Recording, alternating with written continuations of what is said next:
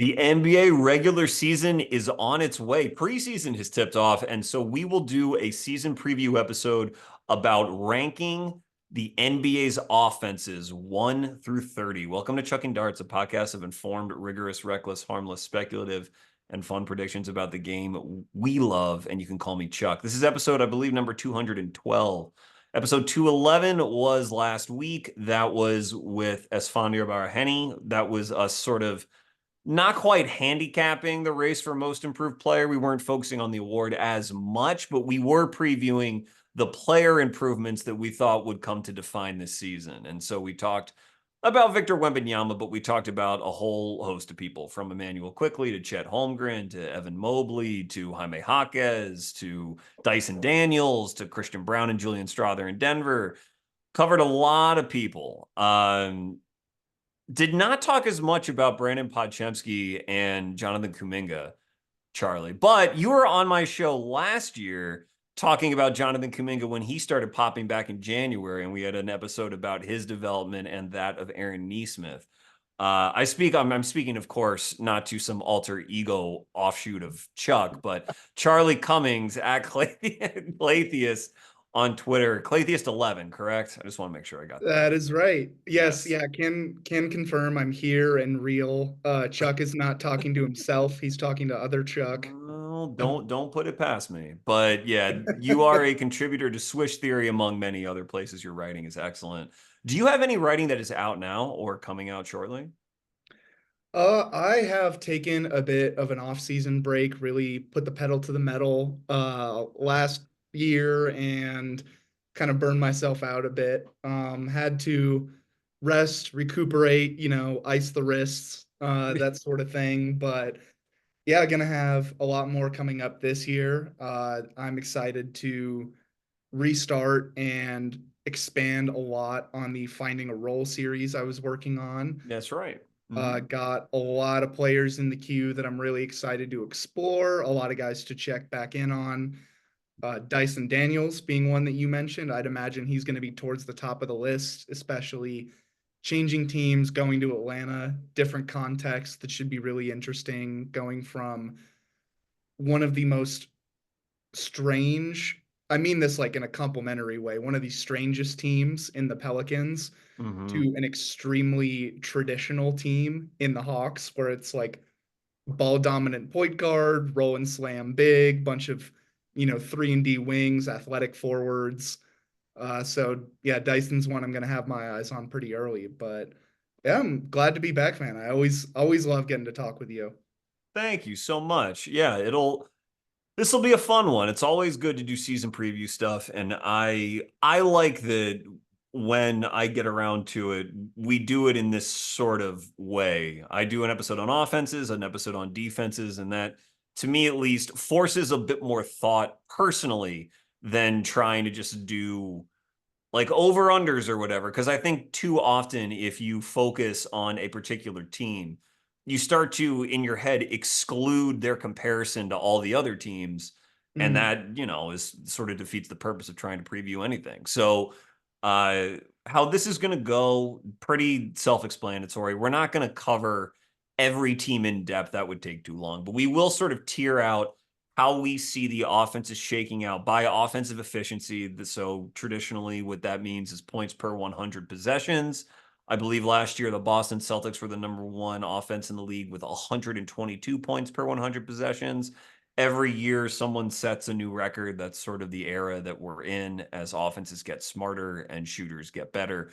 But going through and doing this exercise forces some decisions. You learn to sort of figure out who maybe is getting hyped up a little bit and where the flaws really are. And differentiation is important. As a draft guy, I can attest differentiation is very, very important and deceptively difficult. So I'll just start with you, Charlie. Mhm. What how many teams are in your top tier, and who is your number one offense going into the 2024-2025 season? Yeah, well, I have three teams up there. Hmm. I felt that was pretty appropriate considering you talk about those marks that were set. Three teams hit 120 points per 100 possessions last year, which is just insane. I mean, considering that the Celtics kept the band back together, the Porzingis thing is a little concerning in Hmm. him being out. I think one of the most impactful stats that I saw that really told the story of last year was coming from Todd Whitehead at Crumpled Jumper. Love Todd and his graphics. That the Celtics, on average, their rim protectors in screen actions of the opposing defenses were 11 feet from the basket. And most teams, by most teams, I mean just about all teams, were 10 feet or below, most Hmm. clustering around 8, 8.5. And that's a Porzingis thing. Like when you have a big that large who can space the floor out to 30 feet, that changes things. But I still think they hold down that top spot, or top tier, I should say. My top offense is going to be the Thunder. I think Hartenstein is going to really change things for them. He's an extremely good screener. I highly recommend everyone check out the new Swish Theory piece that just came out from Maria, dropping his little debut on us, going really in depth onto what Hartenstein is going to bring to the Thunder. Wonderful. So I think they're going to be the top tier, and Boston maybe second. The only switch I'm making from last year's top three offenses is I think the Indiana Pacers will fall out of this tier, Aha. and I think the New York Knicks will jump up to replace them. Okay. Make the I, case. yeah, I think the case there is, I mean, last year they were, let's see, seventh Hmm. with 118.8 points per 100. That's just a little bit off Oklahoma City, who is at third with an even 120.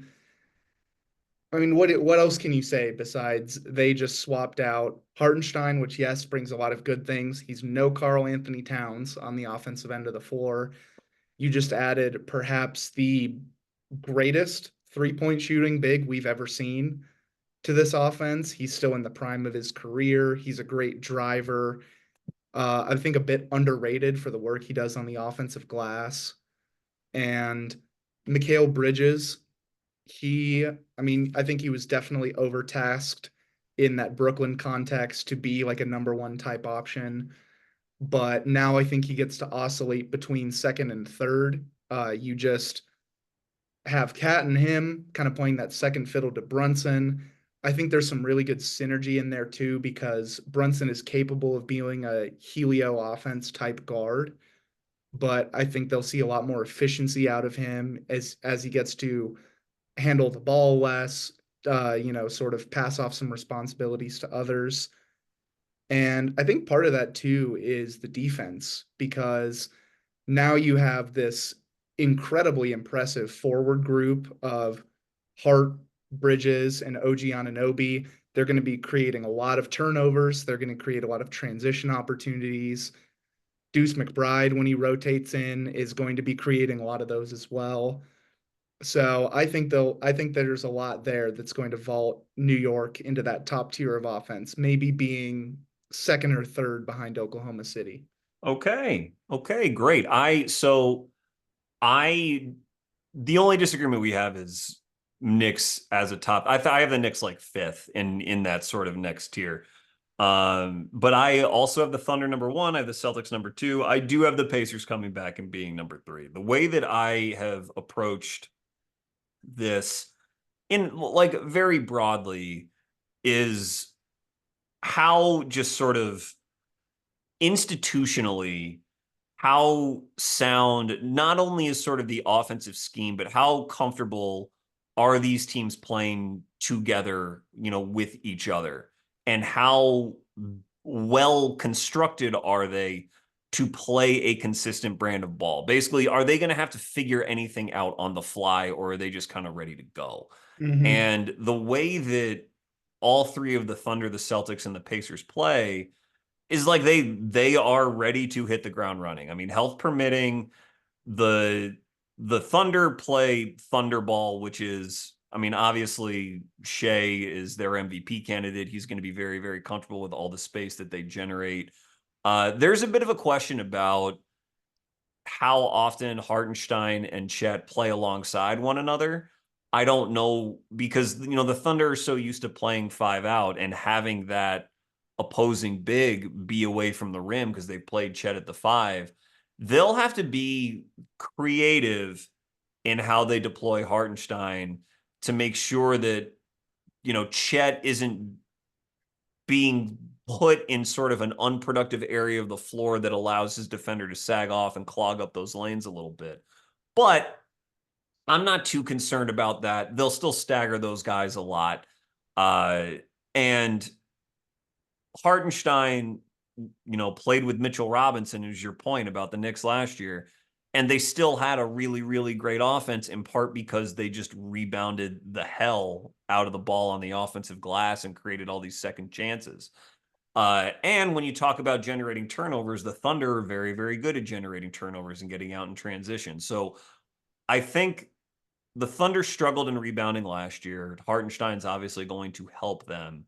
Um, and I just feel like everything about the Thunder, every ancillary piece that they have, knows what is expected of them, from Dort to Caruso to the second year of Wallace, Isaiah Joe.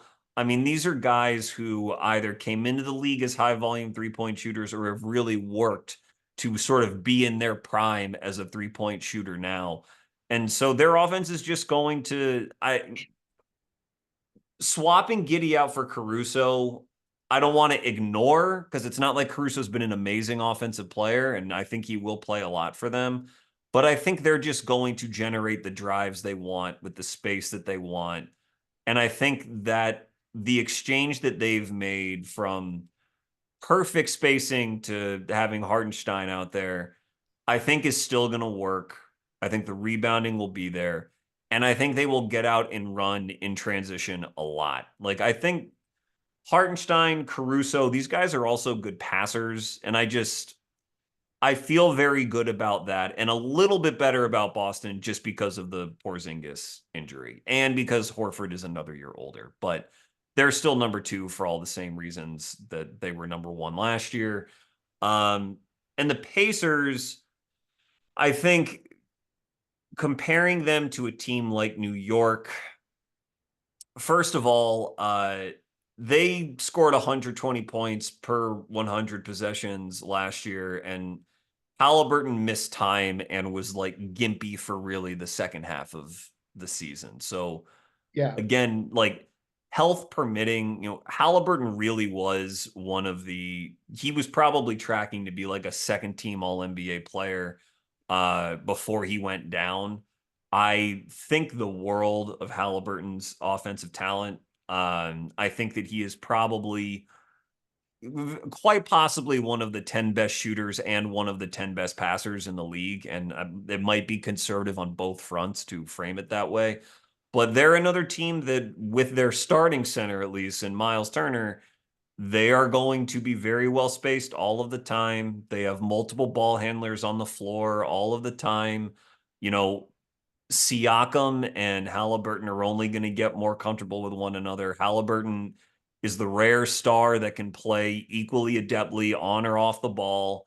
Like, I think it is just all going to be there for them.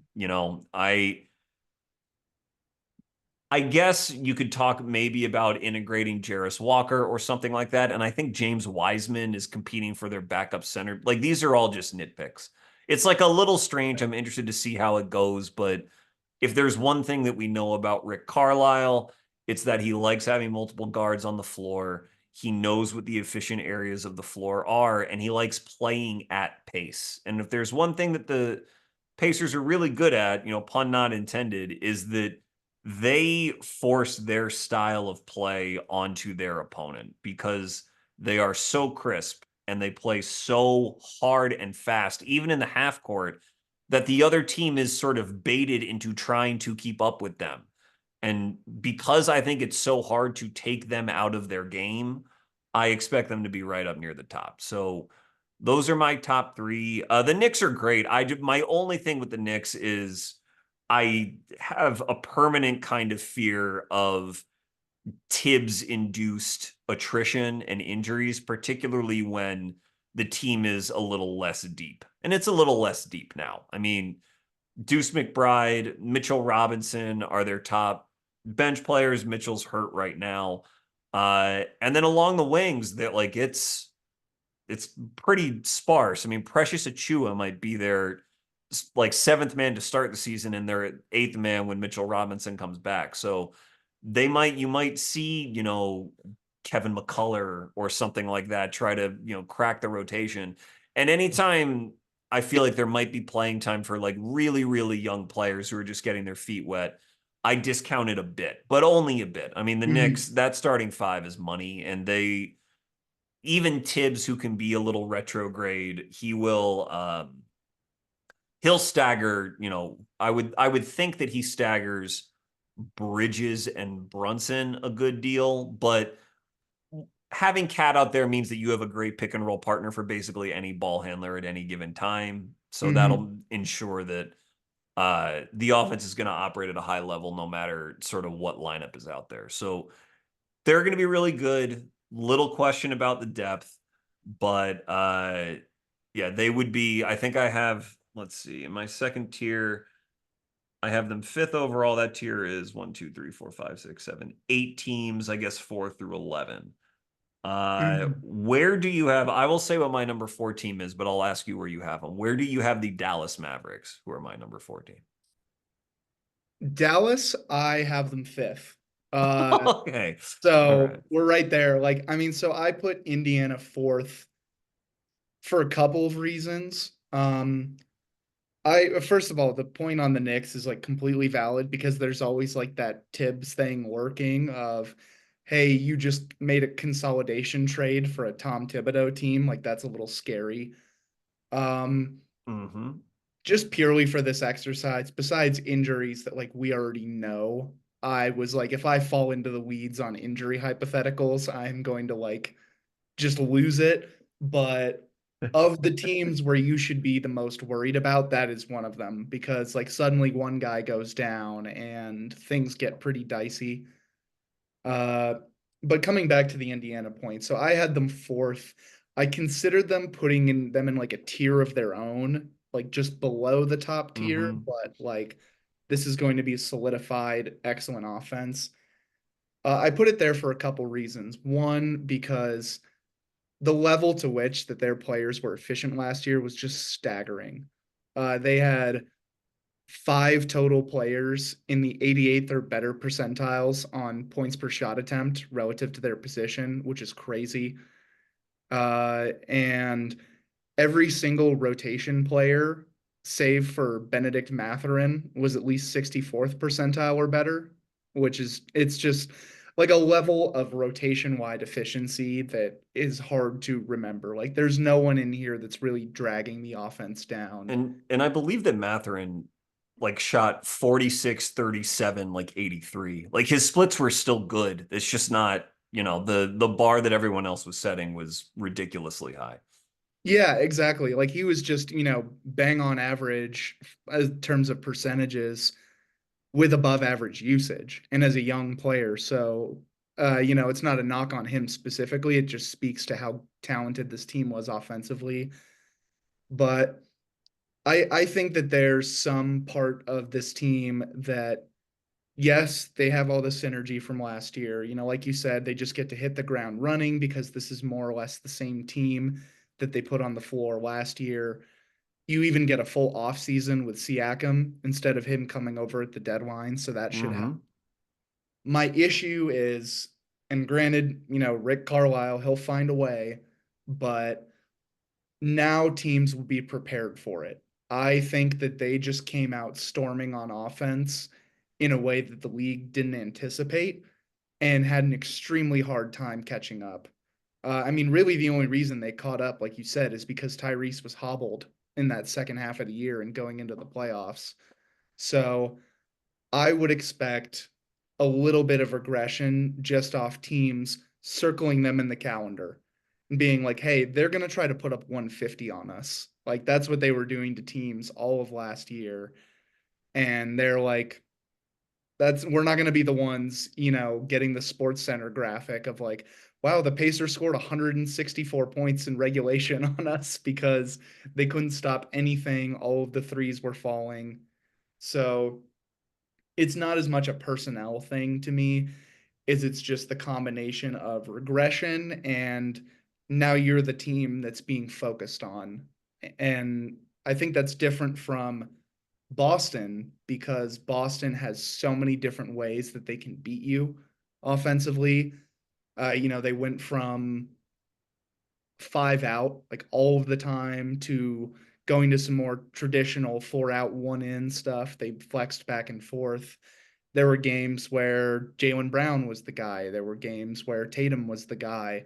There were games where Porzingis was just killing people in the post, or Mm-hmm. Derek White couldn't miss from the perimeter. So I'm a little more confident in a team like the Celtics being able to handle that than the Pacers, where it's, they were kind of last year's darling, the team that nobody saw coming. And just in general, in my experiences, those teams tend to regress a little bit. And, the regression I'm talking about here is going from the second best offense in the league to the fourth best. So it's not Yeah. like It's dire it. straits. Yeah, it's always hard whenever like whenever you feel like you are a little lower or a little higher relative to consensus, you feel like you have to be that much more negative or positive in in your Yeah. analysis. But I think so the point about the difference between Boston and Indiana is a good one. What I loved about Boston, what you mentioned about them finding different ways to beat you, is how much they embrace the post. I mean, not just Porzingis, but I would say every one of their starting five is a good player in the post when, of course, assuming they have the space. And, Drew Holiday, especially for a guard, is one of the best post players in the league, especially if you want to narrow it to sort of like role player, post players. Like Mhm. they really are. I mean, what Jaylen Brown has called it again, somewhat pretentiously, is what did he say? Like we're orcas. We coined ourselves an orca offense because we play with our food. I don't know, something dumb like that. But you get the idea, which is that they are comfortable identifying a mismatch and just going after that. There's no hierarchy that they have to pretend that they have to follow. And I think what that gets to in terms of being sort of matchup proof is that they can impose a physical advantage very easily because all of their players are very, very strong. And in Porzingis' case, where maybe strength isn't his primary physical weapon that he uses, he just has so much positional size that he's going to be a mismatch for just about anyone that you put on him. Mhm. Indiana, I can understand the idea that they cannot generate those sort of strength-based physical advantages so easily because, Halliburton, strength isn't the core of his game. And they are, I think, positionally a little smaller, especially if Nemhard and Neesmith are starting alongside one another. Those guys are both small for the 2 and the 3, respectively. Uh, my counter to that would be that I think their timing, like I said, their pace at which they play and put the ball in play, I still think they're going to create their advantages quite easily in doing that. And I think since the reason offenses get better and better and better, like we mentioned, is that they are smarter now, but they also always inherently have just sort of the benefit, if for lack of a better word, the element of surprise. They know what they are going to do, and a defense is inherently reactionary. So if you're really good at executing what you do, then you're going to get your advantages. And that's just sort of, I just think that Halliburton thinks ahead so well, and Nemhard is such a good release valve off of him. And Siakam can go to work in the post and in the mid post, and Turner's always going to be spaced that I think the sort of, again, the institutional stuff that they have, I trust that more than sort of the calendar circling that you are referencing. I think it's much more likely that most of the time, if they're playing a team in the regular season, maybe that team hasn't gotten a chance to prep or practice for them that much because it's not as though NBA teams practice all the time anyway. There's probably a good chance that they're trying to get their defensive scheme down because maybe with all of the roster churn in the NBA, they aren't playing like a team that's really used to playing together. And that's why I think their cohesion, as with all these top teams, I guess, excepting the Knicks. But even the Knicks, all that Nova stuff, they have plenty of internal cohesion there.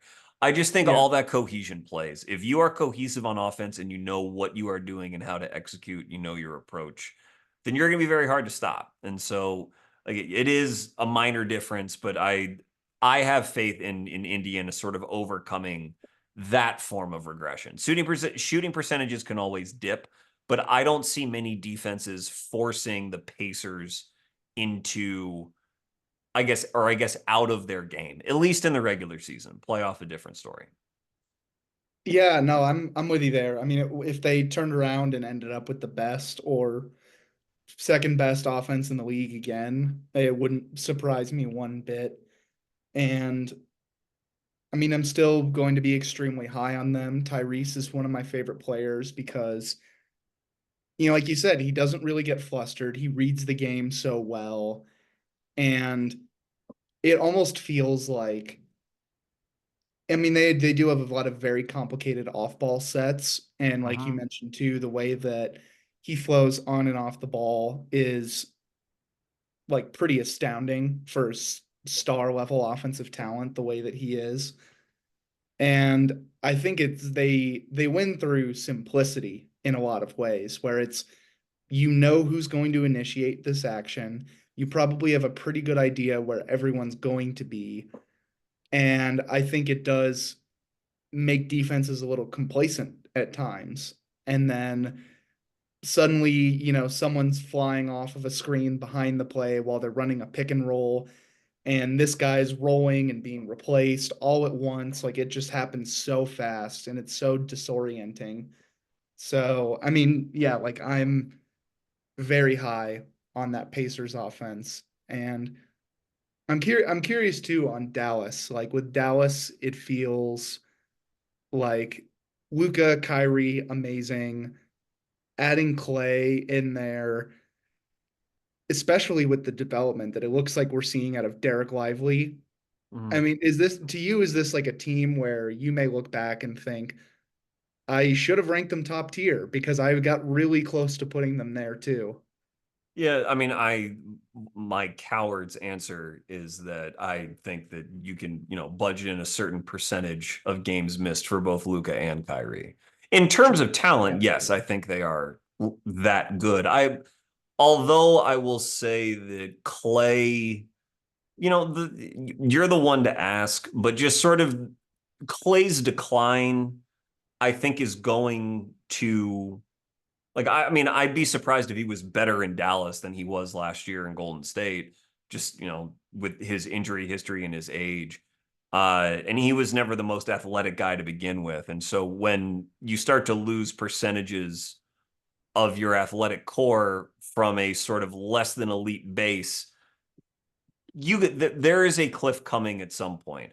So Mm, I will at least budget in the chance that that happens a little bit this year. But what I loved about their deadline last year in the moment was that they established a vertical threat for Luca and Kyrie to play with for the entire game with Gafford and Lively. And that is just going hmm again, that is just an internal sort of infrastructure and cohesion that no team, you can't really ever stop it. You can devote attention to it, but you are obviously going to leave open very easy alternatives for them if you do that.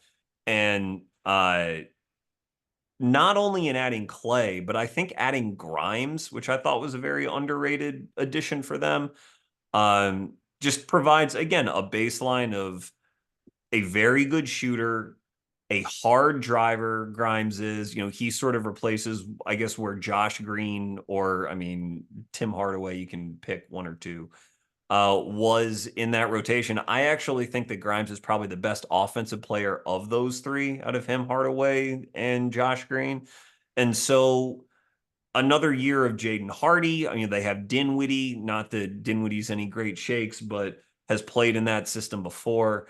And there isn't much room for anything to really fall off course. I mean, Luka and Kyrie and those bigs provide such a high foundation to operate from that it's relatively easy. I mean, is you can just sort of identify an all NBA player or like a first team all NBA player, and chances are their offense is going to be pretty high on this list. But even among that group, Luka is special. So yeah, Hmm. I don't really see any reason for them to slow down other than getting nicked up here and there. Yeah, and the injury thing is concerning. I think they're kind of on the knife's edge because, to your point with Clay, I mean, he has been pretty consistent in terms of the games played since he came back. I mean, he played 77 games last year for a guy whose legs exploded on him when he was on the wrong side of 30. Like, that's pretty crazy. But I think, when this team's out there and healthy, you have Luca, who may be the single most destructive solo offensive force in the league. You have Kyrie, who's, as far as number twos go, way up there, an incredible handler, shooter, finisher, everything. And I think when you saw the Warriors last year, it was please God, Steph, do something.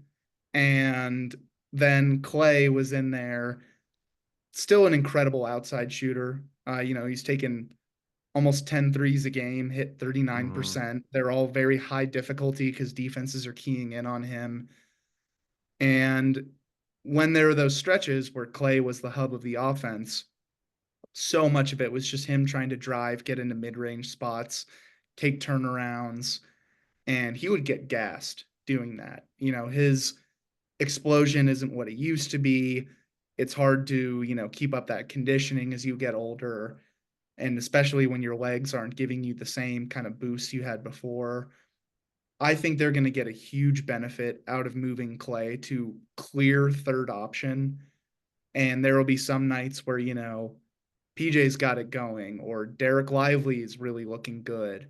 And he doesn't really even have to be on the ball that much. He can just catch and shoot, step into a couple mid ranges off of a closeout and just be an elite spacer.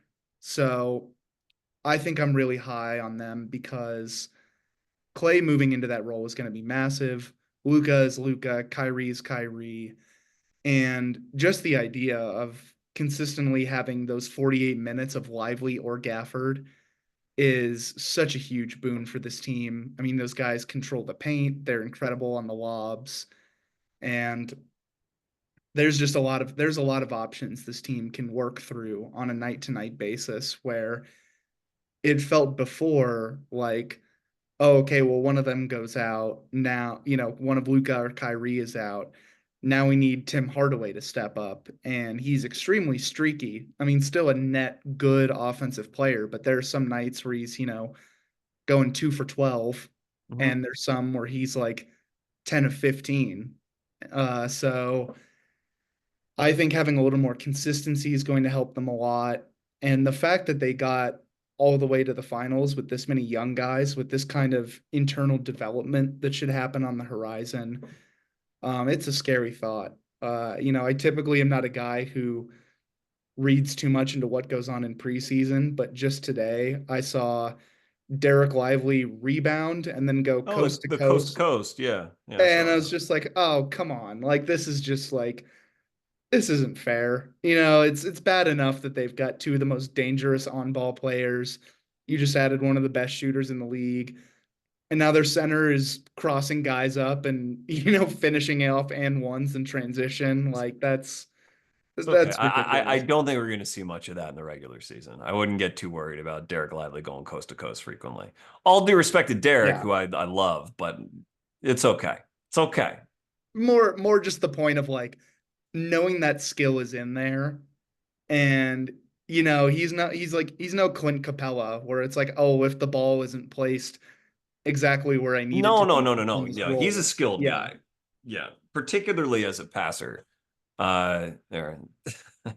I have a buddy who always made fun of me because I kept touting Derek Lively's passing pre-draft, and he's like, Why do you like? Will you shut up? Like he's a rim protector. What is the matter with you?" And I was like, "No." But I feel vindicated because he got a lot of flowers for that over the playoffs. So, uh, yeah, Hmm. the Mavericks are very, very good. But who else do you have in this tier? If we both have the same top five, but in a different order, how many more teams do you have sort of among the Mavericks and the Pacers? Yeah, so in that tier, just behind them, I have the Sixers. I Hmm. mean, there's a lot of health questions there. Can Embiid stay healthy? But Maxey is on a superstar trajectory. He's one of the most fun guards to watch in the league. I would not be surprised if this is the year where we go like, wow, okay, not on this isn't just like MVP and second fiddle. This is like two prolific superstars in the primes of their careers with Maxey and Embiid.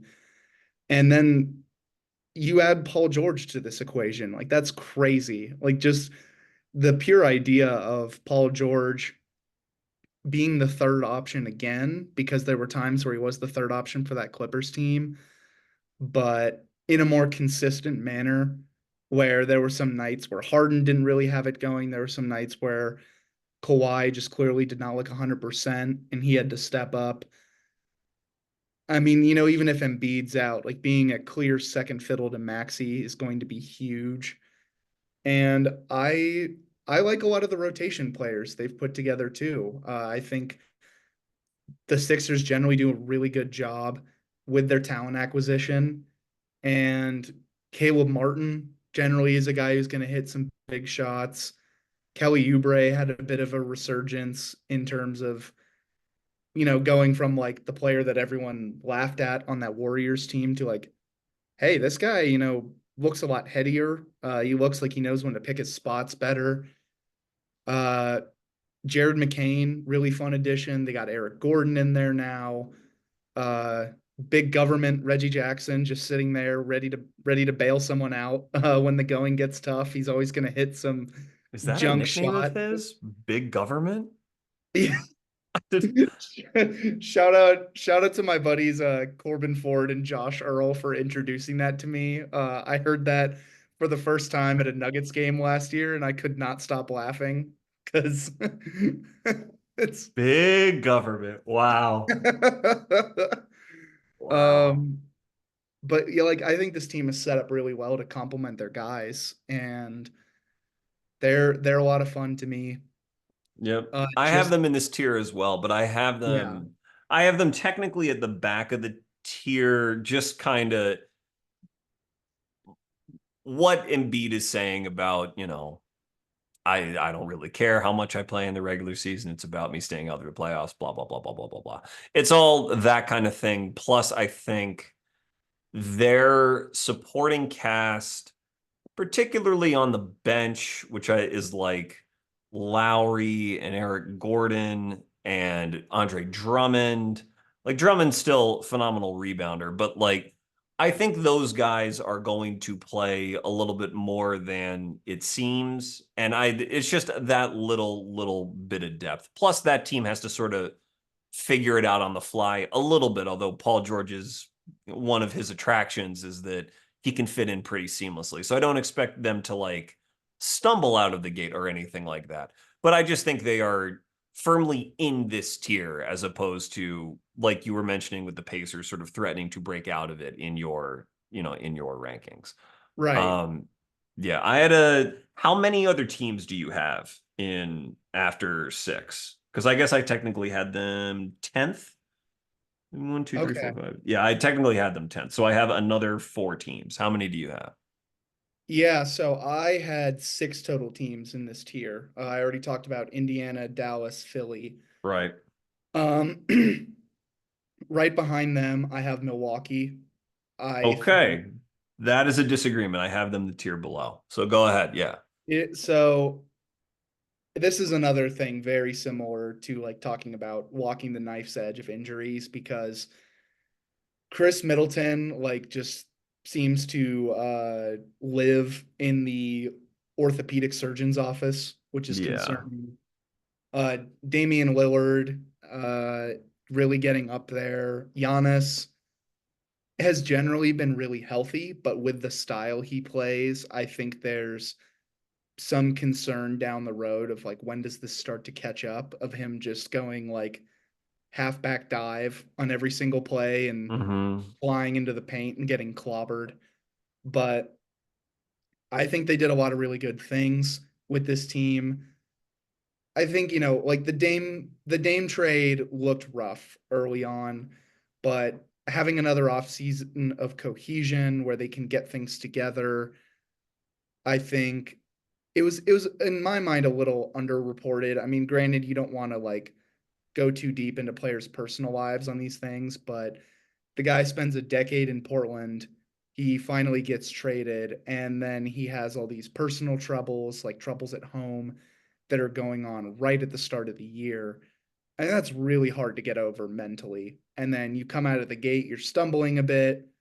Oh, we got this new coach. Oh, this coach has been fired. Here comes Doc Rivers. Like, it was just a real torrential mess of struggles that weren't, I think, necessary reflections on the talent here. What does concern me is the depth pieces because they really don't have a ton of offensive depth. So much of it is, that big three and then Brooke Lopez, Torian Prince, Gary Trent, please hit your shots. Yeah.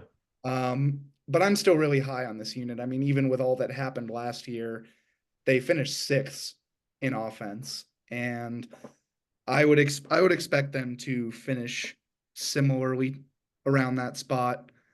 I guess based off this ranking, I have them right at six, or no, seven.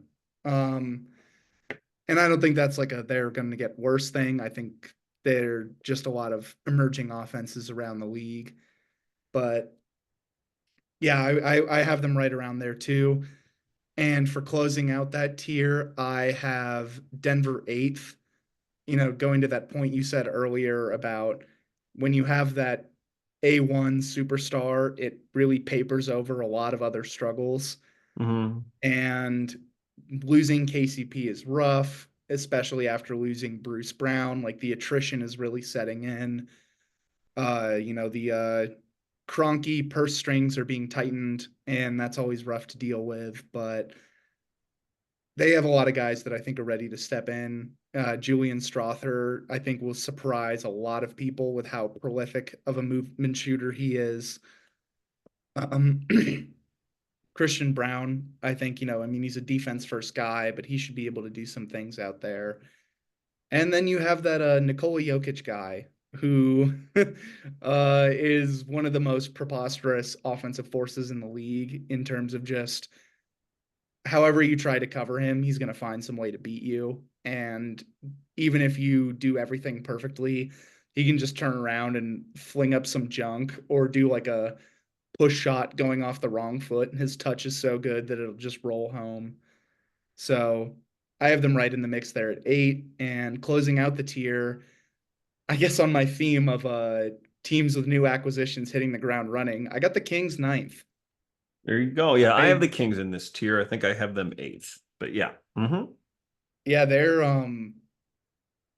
like you combine what they have going for them with Fox ascending to this level of point guard that he is. Keegan Murray really breaking out has been awesome. Sabonis just fits so well as this offensive hub, the DHO guy, someone who can, pick you apart from any post up position. And now you throw DeMar in there. I think that's going to be really interesting for as a team that I think likes to run and gun a bit. You want to get Fox running. Keegan Murray is pretty lethal as a transition shooter and finisher. But now when things settle down, you have so many options where it's the Fox Sabonis two-man game, it's Keegan spaced off the floor, and then oh yeah, just adding like one of the most prolific mid-range scorers we've ever seen in DeMar.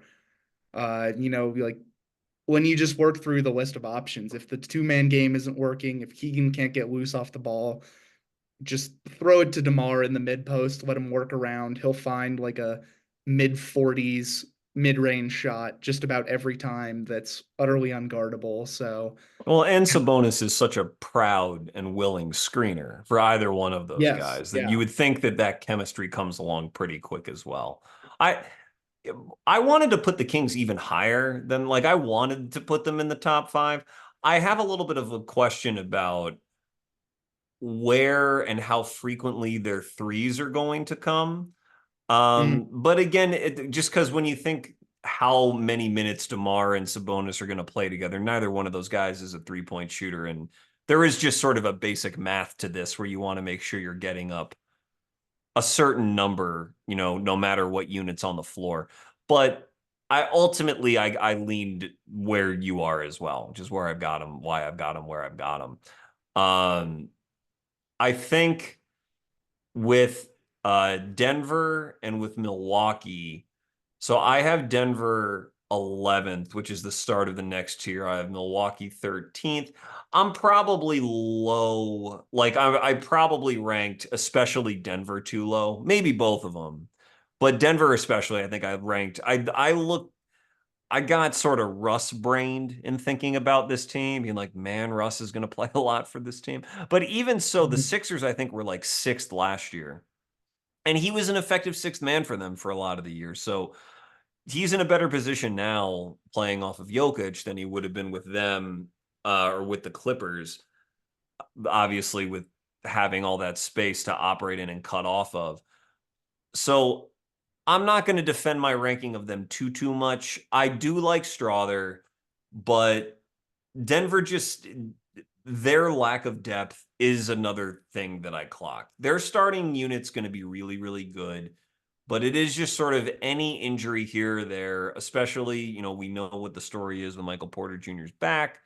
Like if they have to start playing Peyton Watson lots of minutes, I know that there are Denver people excited about Peyton, but he's not ready to be like a super efficient offensive player yet, apart from Yeah. like cutting and dunking. So it's more a concern about that, but even so, Jokic will probably lift them into no worse than like eighth or ninth. Milwaukee, you really mentioned it, and I never really give Doc Rivers teams the benefit of the doubt in terms of figuring themselves out or out executing their opponents or really anything. I think Doc has some things that recommend him, but most of that has to do with, I think, maybe player relationships and especially superstars and making sure that Hmm. superstars are in the right spot. But I think the league is getting to a point where you just really need supporting talent that can almost operate on its own. And with all due respect to Trent and Bobby Portis and DeLon Wright, these are all solid enough veteran players, but I think a lot has to go right for Milwaukee to really get into the top of the league. But maybe I'm underrating Damian Lillard. Maybe you're exactly right that, you know, it's as simple as just him getting a year where he feels good and he feels healthy and he can interact with Giannis, and maybe that'll just carry it through. It's very well possible.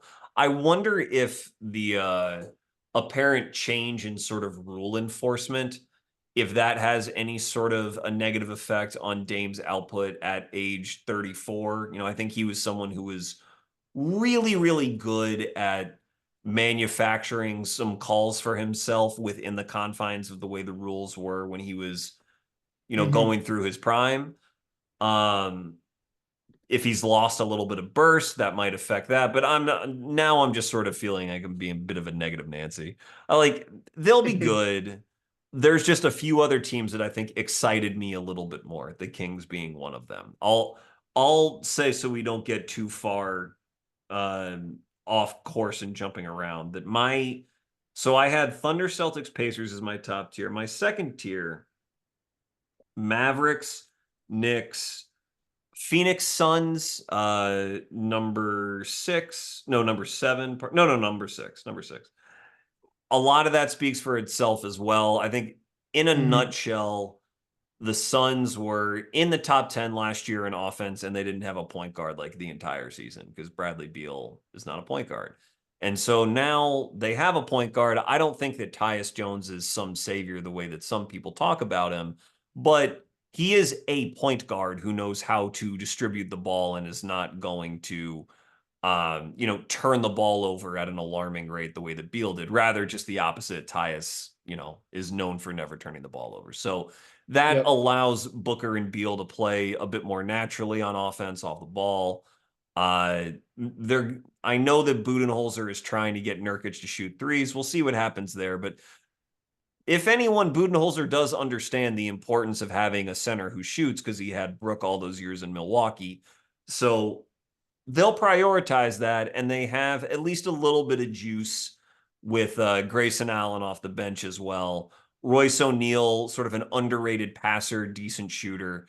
Like, I think they've got enough depth to feel reasonably good about. Now, if Durant goes down, then things obviously change. But I thought that they to me seem to be a solid enough top 10 offense. So a team that should be better than they were last year.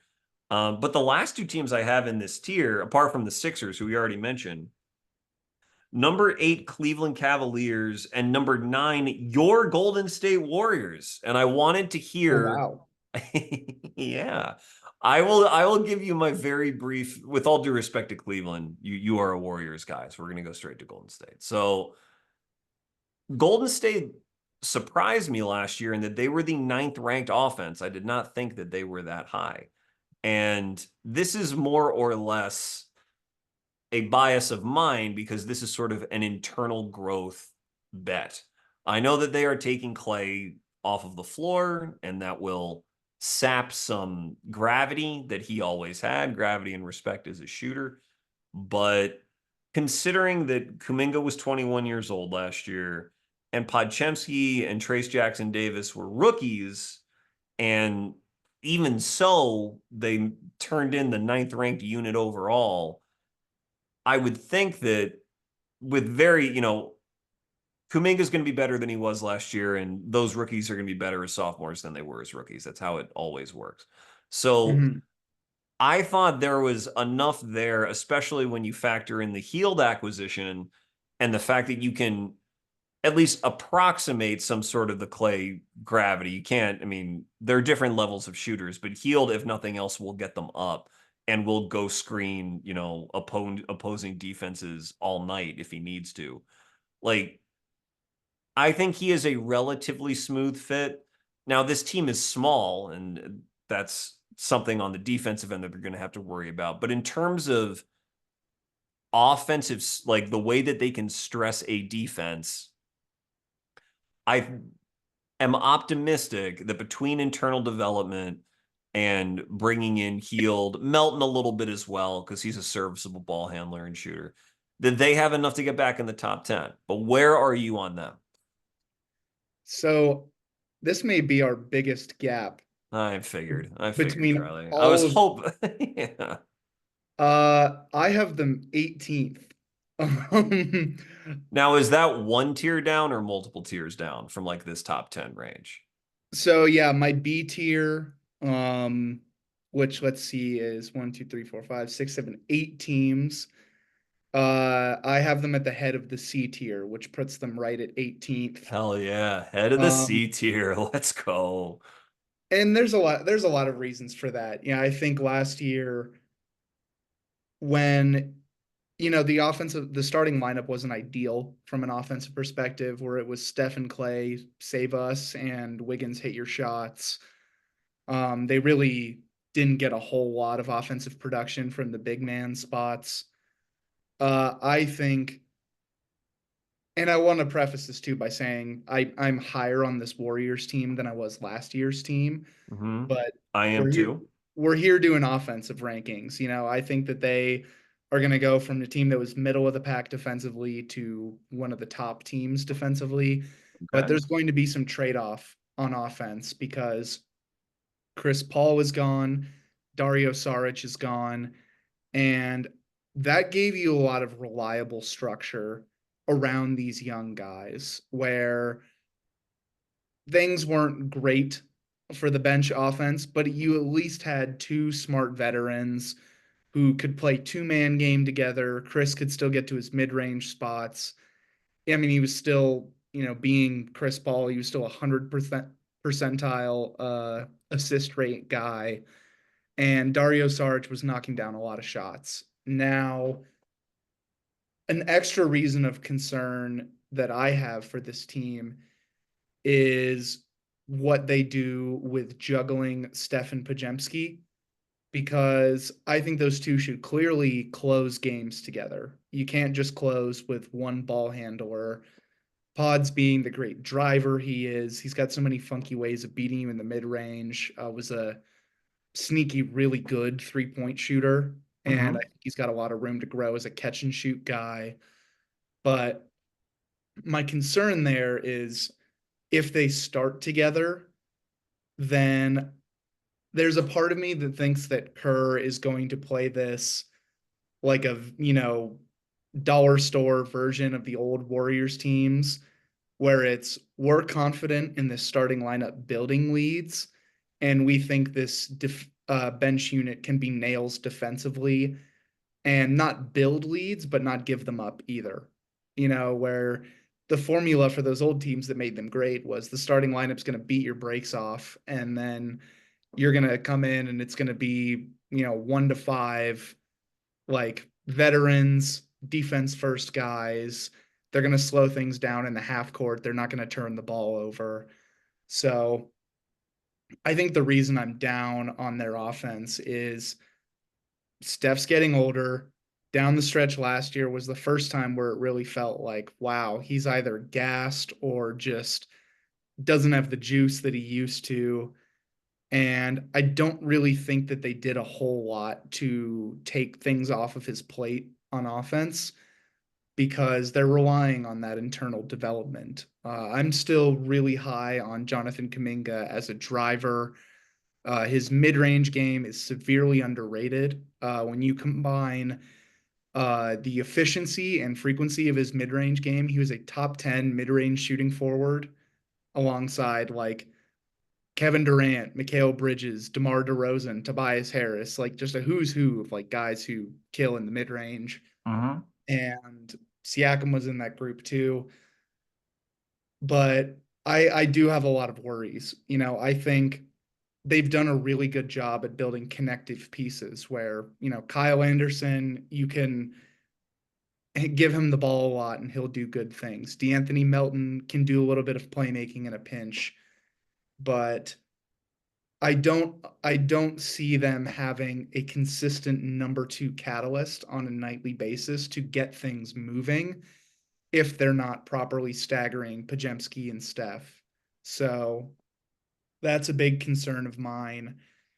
And, like you said, the internal development is there. I still believe in Moses Moody as a great player. Mm-hmm. I think Trace Jackson Davis has a lot to bring offensively as the first, like, real consistent vertical threat from the center spot that they've had since, like, the first title years, since like 2019, maybe.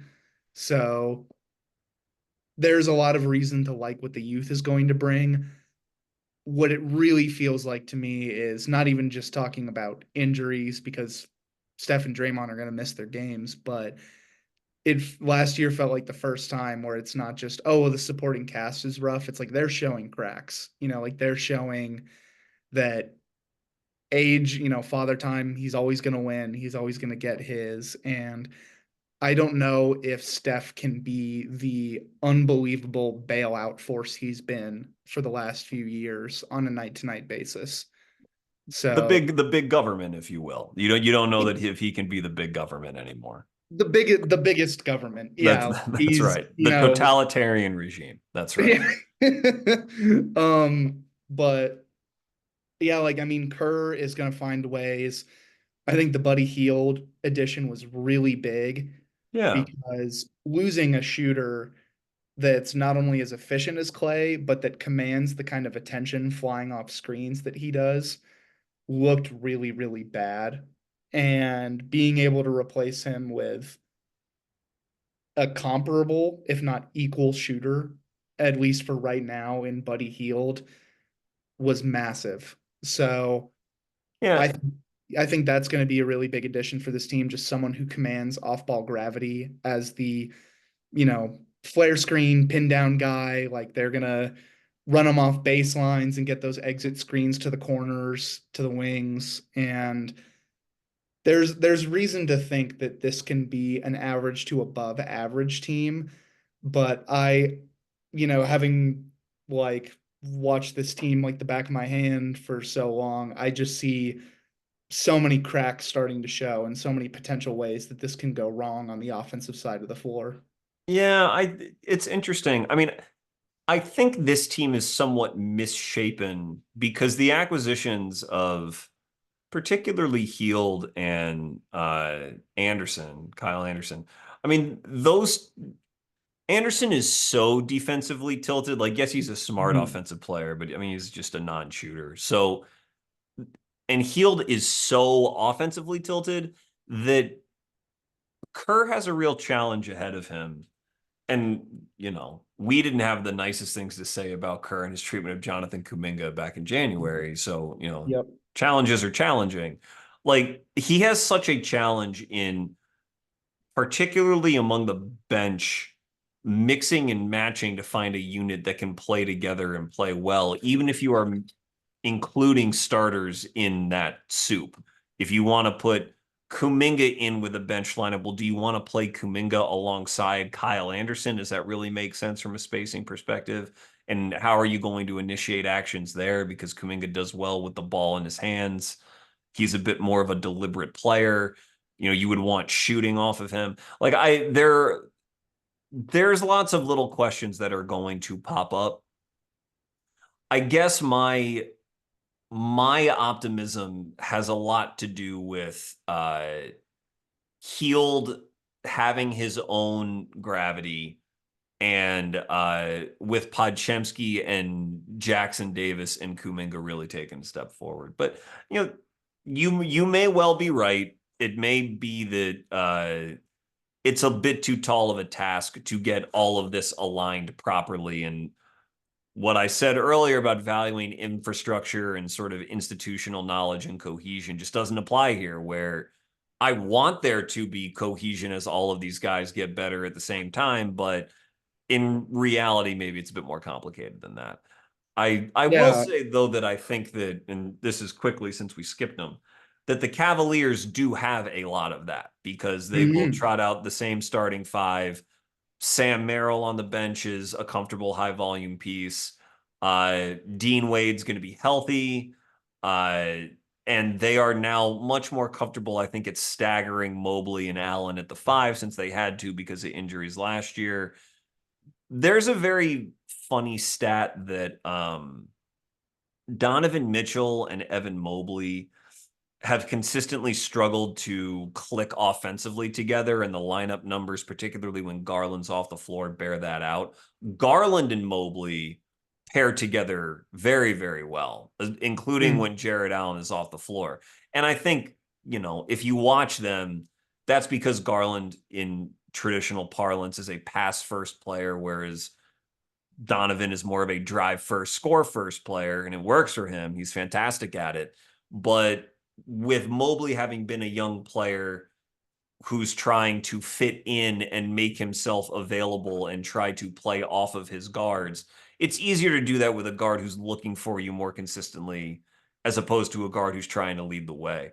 But assuming there's a little bit of a mini step up in chemistry between Mitchell and Mobley, um, it's just a team that knows how to play together a lot. And if you think they're going to get even a little bit more creative, switching from Bickerstaff to Atkinson, then they will have, I think, a sneakily very good offense that is probably informed by their depth, maybe a better regular season offense than they are a playoff offense.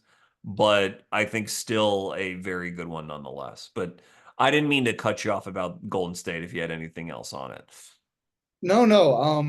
And yeah, before getting into the Cavs point, like my, I guess, analogy that I would use for the Warriors is I think they have sort of a whack-a-mole problem on offense where they're going to come out, there are going to be issues, they're going to shuffle the lineup around to fix one problem and then create another. Yeah, it's misshapen. I have the same idea. Yeah, yeah. Right. Yeah, where it's, you're going to just kind of do this around and around, and maybe they find a solution at some point in the season where everything clicks, but I think they're just going to eventually fall into a territory where they settle like, okay, this is the least evil that we can create offensively, and we're just going to have to go from there, hope the defense can carry. Um, Cleveland, I had right around there here too. I had them 11th. So I mean, I'm right there with you on Phoenix too. I had them at the top of my third tier at 10th. Hmm. Hmm. You nailed every point I was going to make on them. Like Tyus Jones being that stabilizing playmaking force is huge. I've always loved Bud teams. There's just a lot of talent there that's really going to mesh well. Cleveland is interesting because you're bringing in a new coach. I think Kenny Atkinson did a lot of great things in Brooklyn. That team really had no business being as dangerous offensively as it was when he was there. And I think he gets to bridge a little bit of the familiarity gap, having previously coached Jared Allen, coached Karis LeVert. Like he's used to some of these guys. So I would expect sort of a bounce back from Karis. He was far and away their least efficient rotation player, but as always with him, I think like the lack of efficiency kind of belies his importance as an offensive player because he can go out, he can create his own shot, he can drive, he can have those nights where he's on and he's just very hard to stop. Uh, and that's a really interesting point too on Garland because he's almost it almost feels like he's like a post hype guy where he Hmm. came in, he was great, and he struggles a little bit. Donovan Mitchell comes in, now he's the second fiddle. Now he's having some injury issues, and he's still an incredible offensive talent. The fact that the guy is going in like his age 24 season is pretty crazy to think about. Like Donovan Mitchell, it feels like he's been around forever and he's going to be 28. I mean, they're such a sneakily young team where, they have this huge burden of expectations plus guys that you feel like have been around forever. But a lot of these guys are on the upswings of their career. Hmm. So Cleveland was one I really heavily debated moving them a bit higher because I think those high outcomes can be so good. Um, One other point too, where I think it was really overdone, not as much on a national scale, but just in the basketball circles I talk with, where you talk about their three spot. And the question was, okay, do you go with Karras? You go a little more offensive minded, not the most efficient, but someone who can create. Or do you go Okoro, who's one of the best perimeter wing defenders out there, but Hmm. not exactly hitting his shots? Or And shooting his shots. yeah, not Yeah. shooting his shots as Yeah. much as hitting, but last year, I mean, he didn't completely change things on shooting the shots. There were still some issues there, Yeah. but I mean, he's generally acceptable from the corners. He is. No, he And is. I was really happy he got his extension. Okoro can play, man, and the lineup data with him is really encouraging. I mean, he makes his lineups better because he is such a good defensive player and because he Mhm, can finish at the rim as a cutter. I mean, he's good. It's just I think I mean Strus is going to start for them. And there's always a question about playing Okoro at the end of games, I think, when mhm. pace sort of slows down naturally because neither Mobley or Allen is a three-point shooter. Mitchell likes to dribble, dribble, dribble a little bit, and then you just have Okoro hanging out there as a natural place for defenses to sag off. But over the course of a regular season, yeah, I mean, it just and between him and Struess and Levert, I just think they're all going to get better at playing with one another under Atkinson and just with more time. Like I just think Yeah. they're ready to have a great year. I mean, I haven't done my defensive episode yet, but they'll be right up near the top in that too, the way they are every year now. And so I'm going to have them top 10 in both things, which means they could very easily be in like that 55 win range. Like I think they're going to be really, really good. I think they're a guarantee for, I mean, the season works in phases. There's ebbs, there's flows.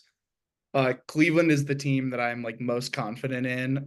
They're gonna have some run where they win like 20 out of 23 games, Yeah. across like 2 months, and everyone starts going, It's happened Boston's, last year. Yeah. yeah, and it happened last year, and I feel very confident that it's going to happen again because, you talk about like I agree with you that they're one of the teams that I have in this tier where I'm a little lower on them than others, but I have the Nuggets ahead of them. Do I think the Nuggets have the potential to jump and be like a top 3 to 5 offense?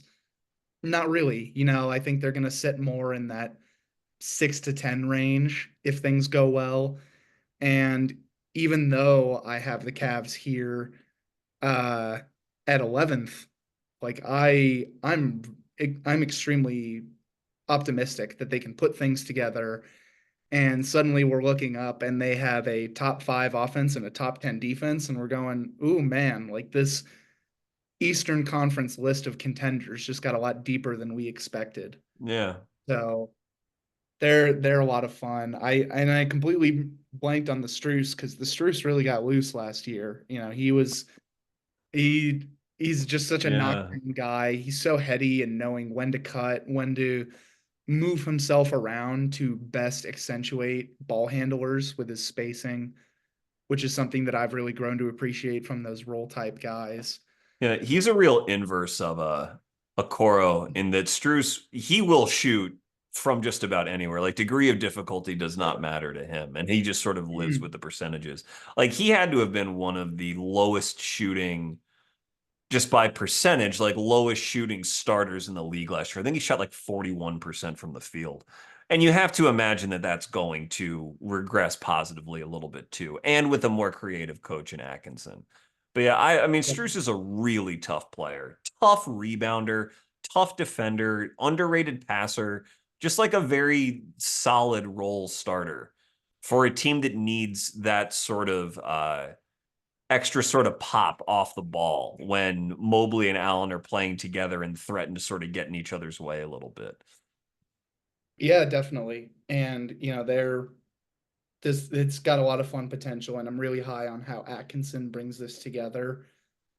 Um, and so I'm curious. Now we're heading more towards middle of the pack. Yeah, I can Uh, just say, since I talked about a couple of them a little bit, my tier from 11 to 15, Nuggets 11, Wolves 12, Bucks 13, Pelicans 14, Rockets 15. That's up until my 15. What is up until your 15? yep. So let's see. I got Phoenix 10.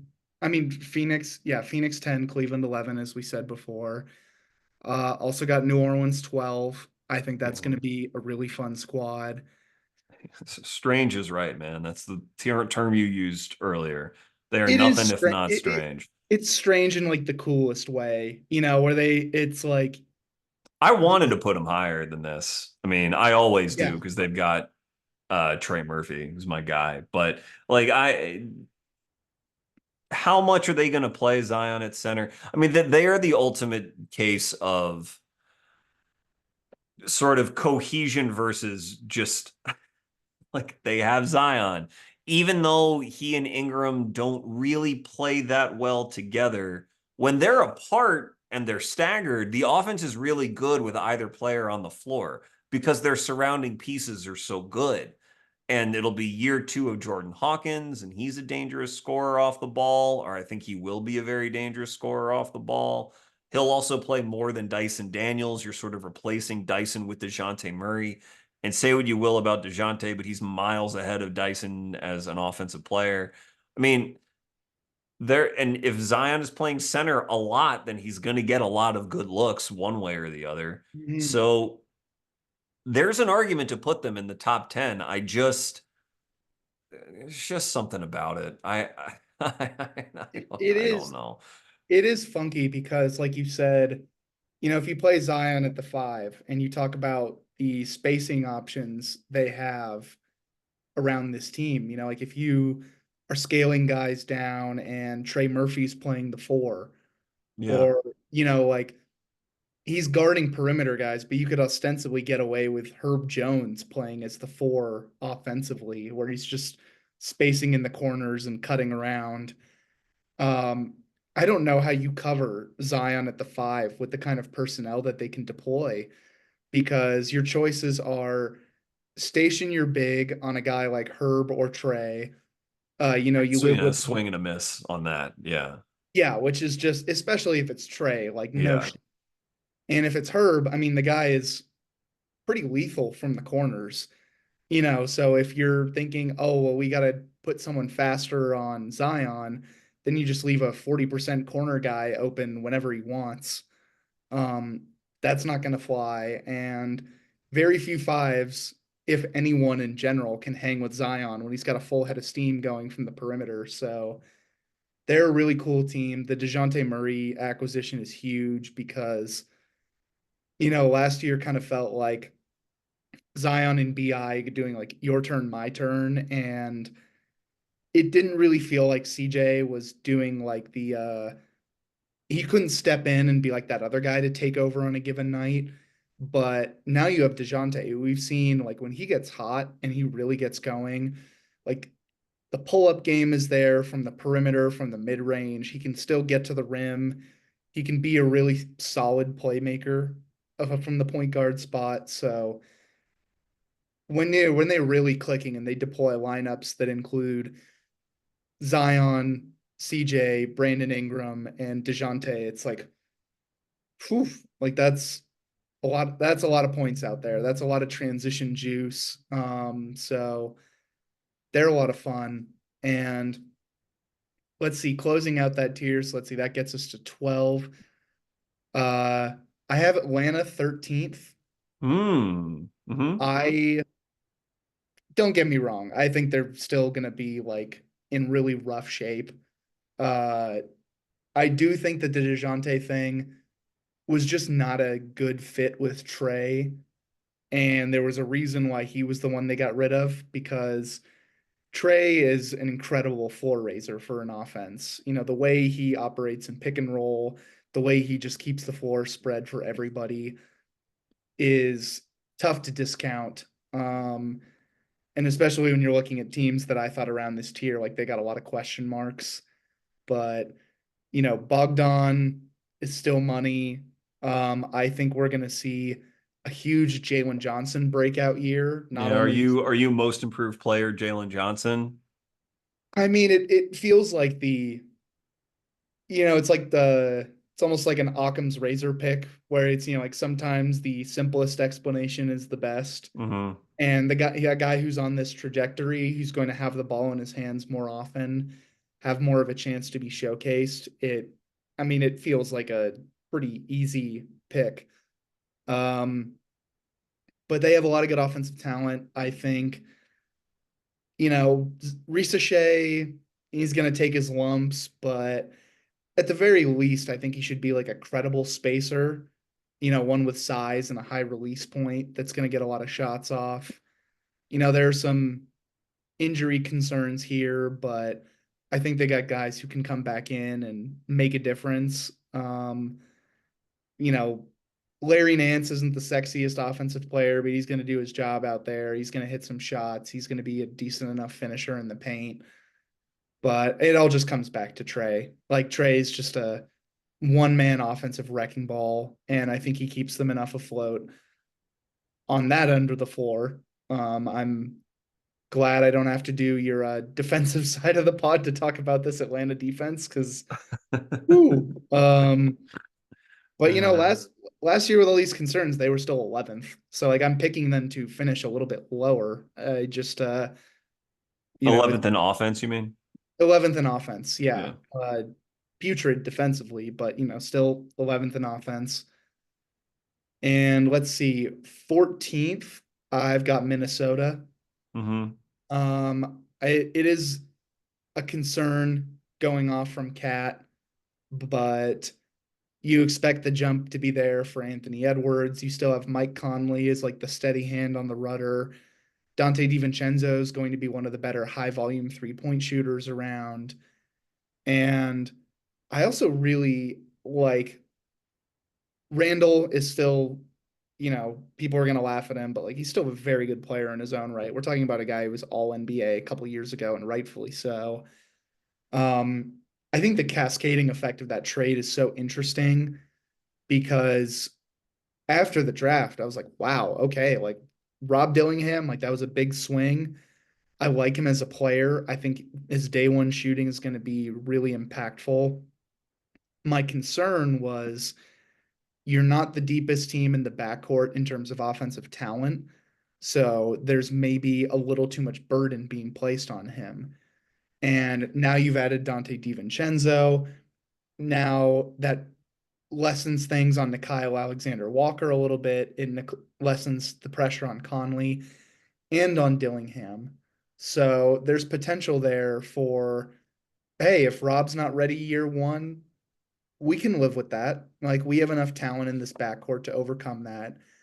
But if he is coming out there and he's shooting the lights out of the ball and he's showing some things on the drive, then he has the potential to be a huge catalyst for this offense. Um, Really, my main concern there is like the drop off in efficiency on the drive and paint touches from Anthony Edwards to everybody else is pretty concerning.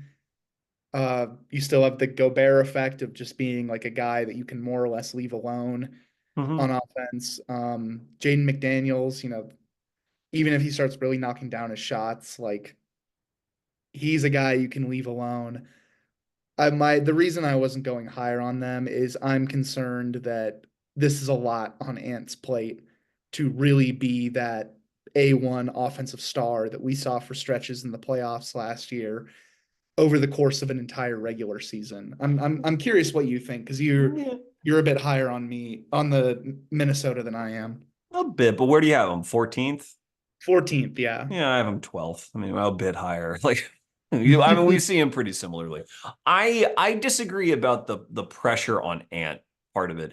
I mean, though Cat obviously can carry that offense for stretches, and he will be missed.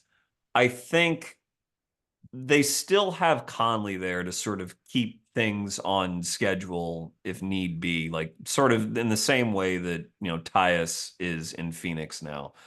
And I think that having a movement threat like DiVincenzo, I mean, DiVincenzo, I've said this before, it's like one of my favorite stats. Like DiVincenzo made the third most threes in the NBA last year. It went Steph, Luca, and then one made three behind Luca was Dante DiVincenzo. And Mhm. DiVincenzo started coming off the bench for the first several months of the year.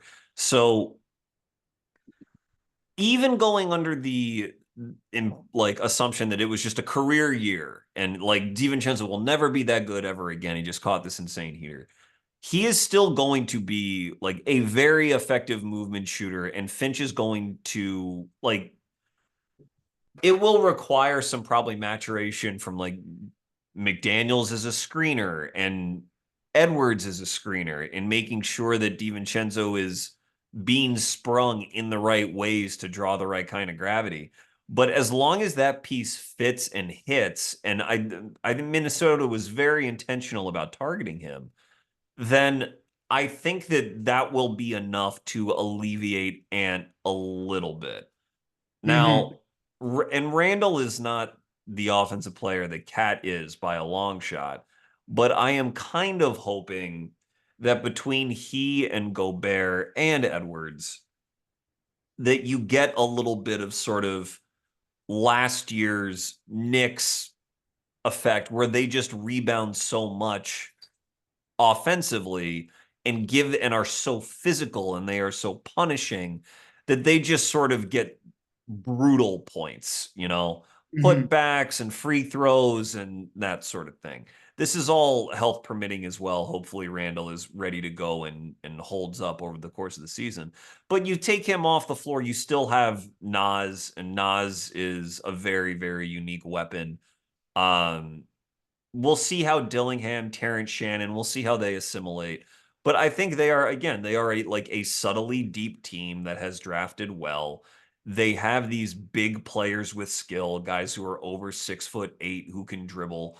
And that just it finds its way. That finds its way over the course of the regular season to punish mismatch after mismatch after mismatch. Playoffs, possibly a very, very different story, but I think they are relatively stable. I don't think that Ant will really start to feel the heat unless injuries force their hand or until they get to the playoffs. Then we can have that Yeah. discussion. Yeah, and it's going back to what I said about the Warriors being like a whack-a-mole offense. Um, I think Minnesota's in a spot where, you just traded like your longest tenured player in the franchise. You've got so many new additions coming in. You've got all these young guys you just drafted. Like they have all of the pieces there to put together a good enough offense.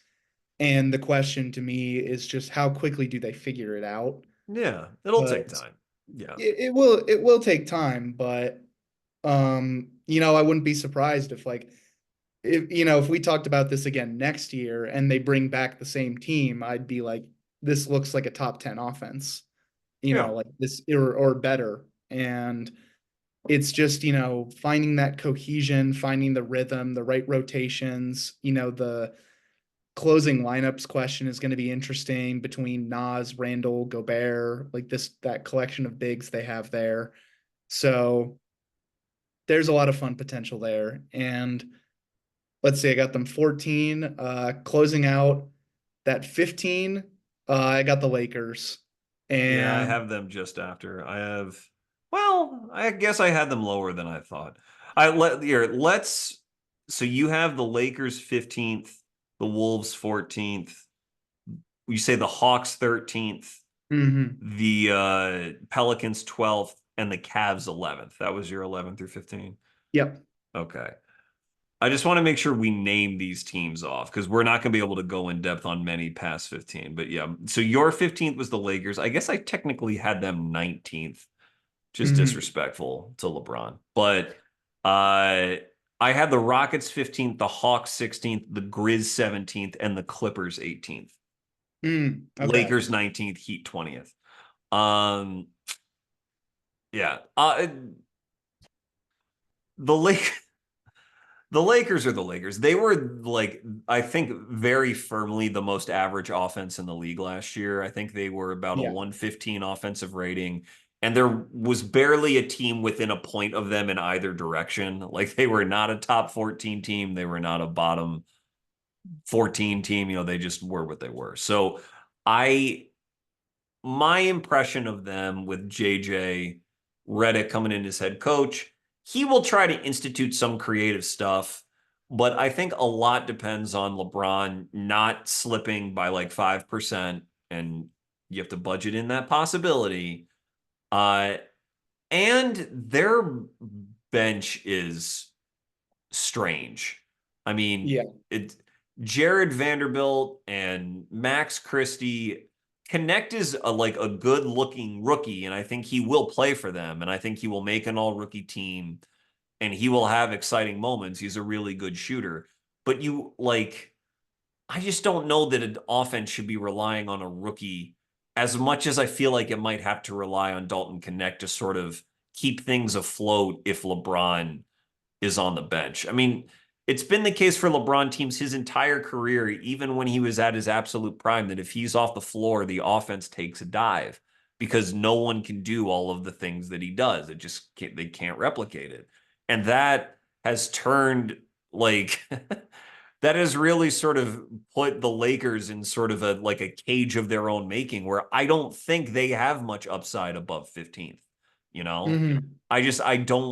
I don't see how it's going to happen because I don't see where the upshot. It's probably similar to how you feel about the Warriors with Steph sitting, except whatever. I naively believe in their young talent a little bit more. But like that with LeBron on the bench, I just don't know how it's going to come together for that team. So that yeah. Yeah, that bench is tough. And I think we're on the same page of like this is the most mediocre offense, and the the ability to move up is pretty limited, but the ability to crater out is apparent. You know, it's like I mean, yeah, Oh, like you well. said, if LeBron loses 5% of things, then it's tough. Anthony Davis is coming off one of the healthiest Healthiest seasons of year. his Yeah, career. yeah, yeah. If he gets back to playing like low to mid 60s, that's going to be really hard to overcome.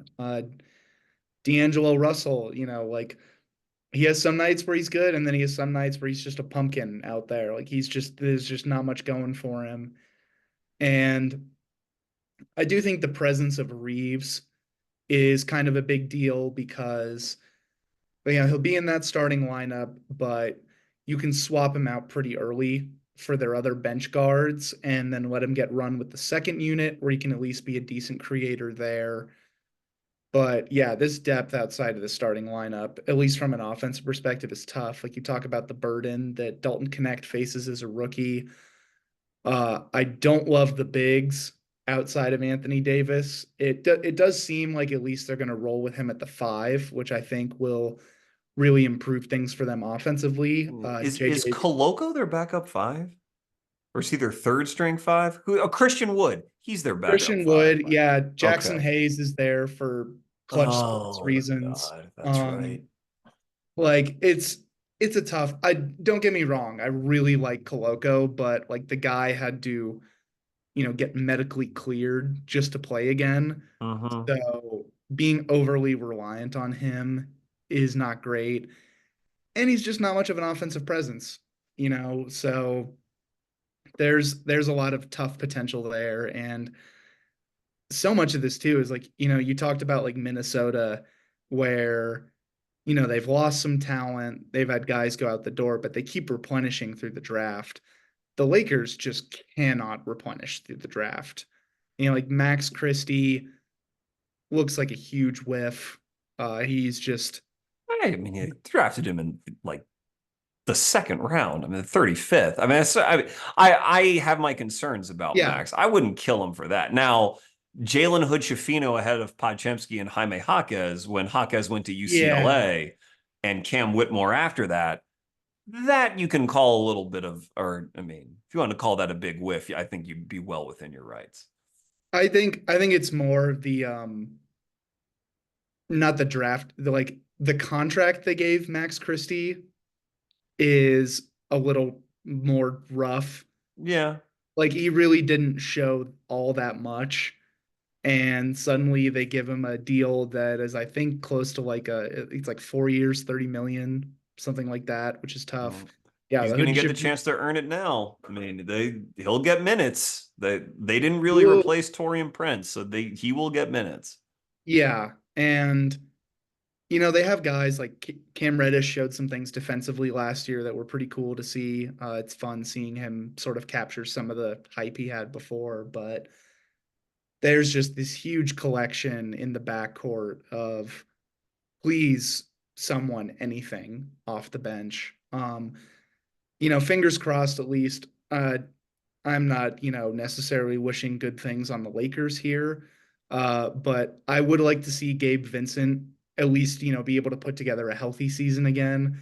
It's always kind of tough when like a guy shows out, he gets that big contract, and then just has like a totally lost season with a new team. Yeah, I'm rooting for Gabe. Yeah. Yeah, like I'm rooting for him to get back, like the heat culture guys going elsewhere, and like one of them's got to, show some things where it's not just like South Beach, Eric Spoelstra, Devil Magic with all these role players.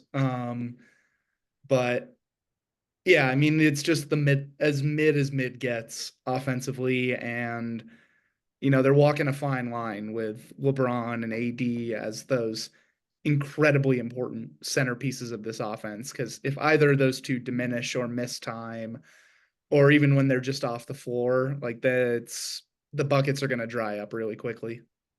Yeah. I wanted to mention in this. So I said I had Hawks, Grizzlies, 16 or Grizzlies 17, Clippers 18, Lakers 19, Heat 20. I extended this tier out to include Spurs 21, Raptors 22, Magic 23, Hornets 24, Jazz 25. I won't go through all of these teams, but I will say something about this tier, which I guess is technically 16 through 25. I think there is a decent chance for a handful of these teams to be significantly better than this, um, which is something that I'm excited to watch during this season. Now, the Lakers, ironically, I don't believe are one of those teams. I kind of think they just sort of are what they are. But for example, the Spurs, obviously, I don't think anyone can really say with a ton of confidence exactly how good their offense is going to be because so much depends on Wembanyama. But if he takes a leap that was as encouraging as his rookie season was, and now there's zero Jeremy Sohan point guard minutes, and Mm. Harrison Barnes is just sort of a dependable veteran, and Vassell stays healthy. Like you could sell me on them being like a top half of the league offense. I think if you looked at the Toronto Raptors, where I think, I have them in the 20s. I think most people probably would have them there and are not expecting much from them this year. But subtly, between Scotty, Hurdle, Quickly, and RJ, those are four guys who are either entering their prime or are basically in their prime. And I think Quickly is obviously not the level of Halliburton, but in terms of someone who reads the game very well, plays very well on and off the ball. He's another one who I think is poised for a little bit of a bump playing a full season off of a creator like Barnes. The spacing is an issue, but if you believe that RJ Barrett can court sort of swing positively, building off what he did in Toronto at the end of last season, I think there's the makings of a pretty good offense there, especially if Mm. Grady Dick is there a full season and he plays as well as he did the end of last year, or like Oshai Agbaji starts to cash in a little bit of his reputation as an off-ball player and shooter and scorer. Bruce Brown is there for a full season as long as he's not pouting. There might be some quality depth there. Like that, and the Hornets, I don't know.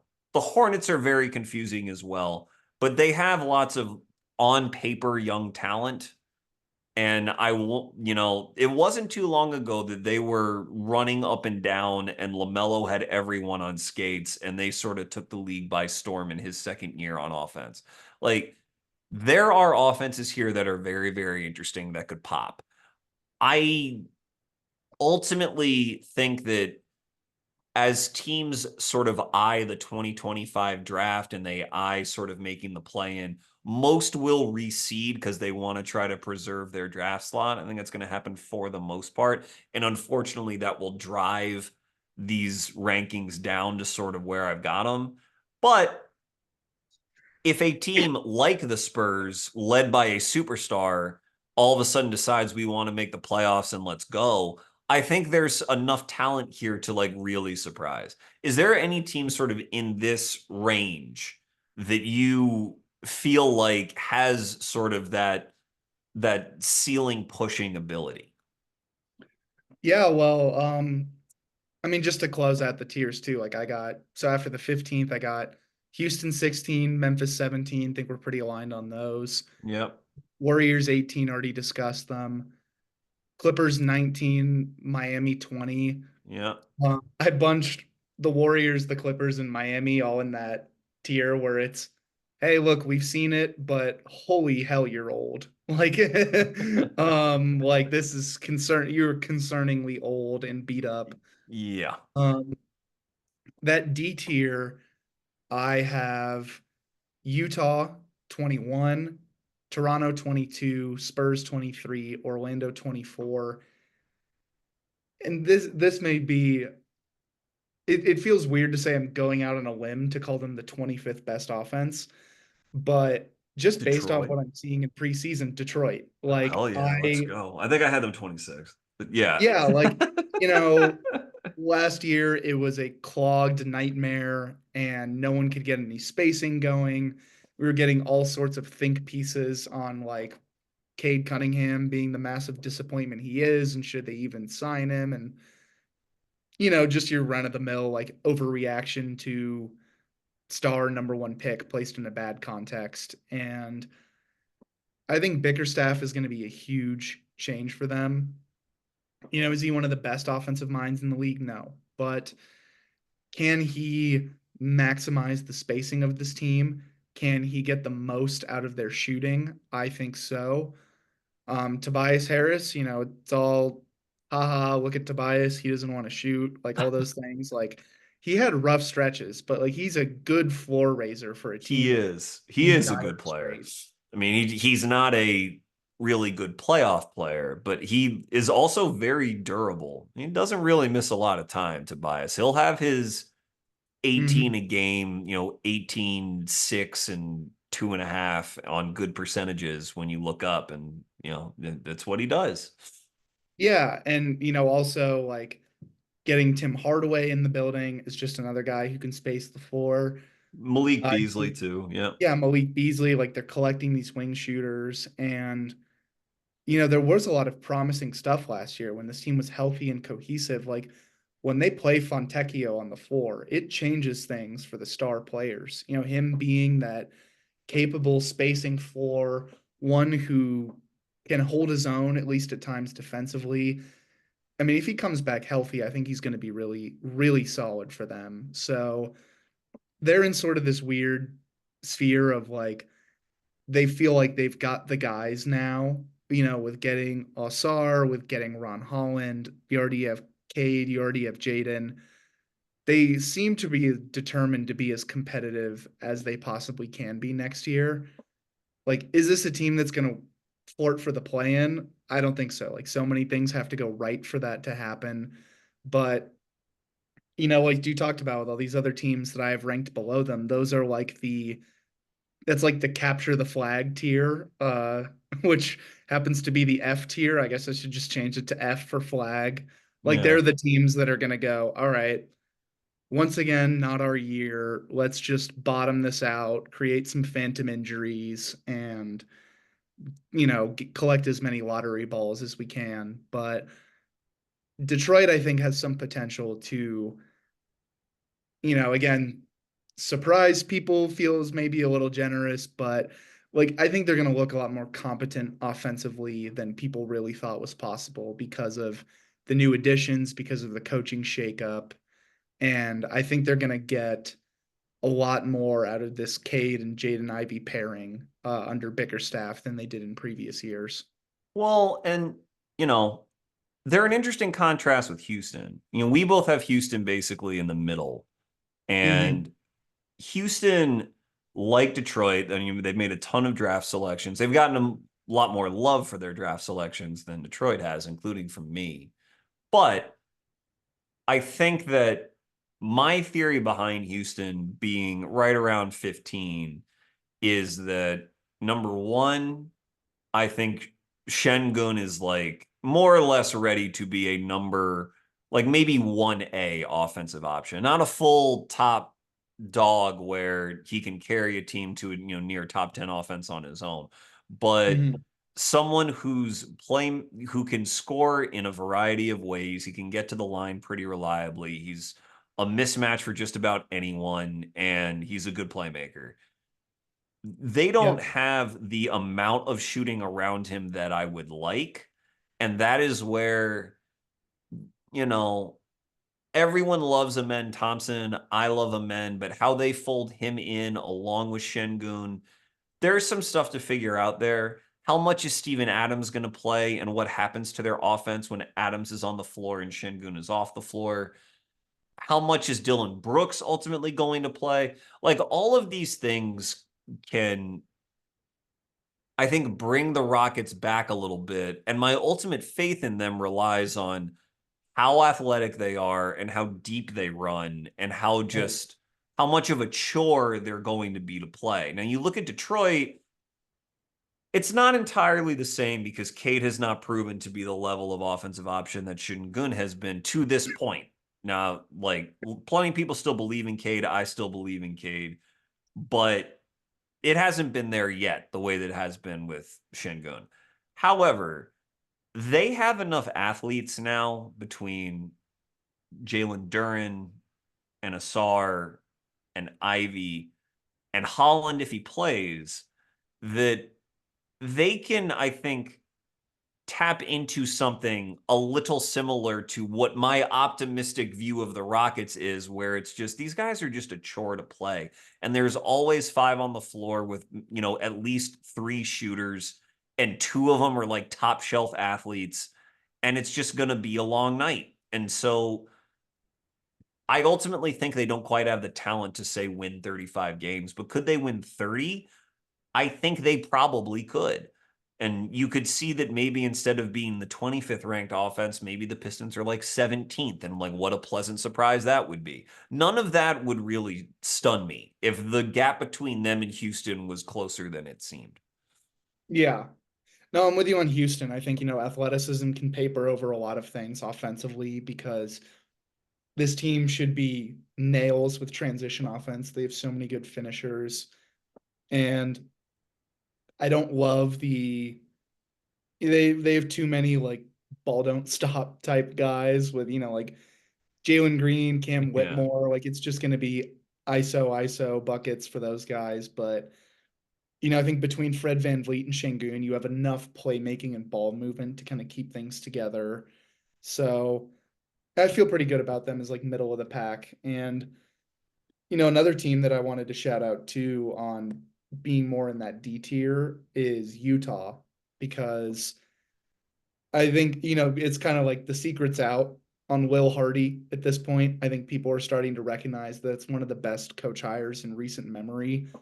And, when you're in this transition period that Utah is in, getting a guy like him at the helm, he's such an incredible offensive mind.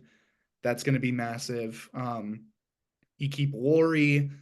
You expect, I think, a little more development from Colin Sexton, who quietly had what I believe to be the best season of his career last year, and I think has really kind of been rejuvenated since being Mm-hmm. the afterthought in the Donovan Mitchell trade. Jordan Clarkson's still like, just he's inefficient, yes, but like he's one of my favorite players. I love the guy so much. He's just like, gonna crip walk his way to 16, 17 points per game, just taking like endless mid-range shots, just being like such a fun, awesome player. He's just so cool. The Spurs interest me too. It's a little concerning that like season hasn't even started and Devin Vassell is already hurt, but now you bring in Chris Paul. Like as I discussed with the Warriors, he was an important floor raiser offensively.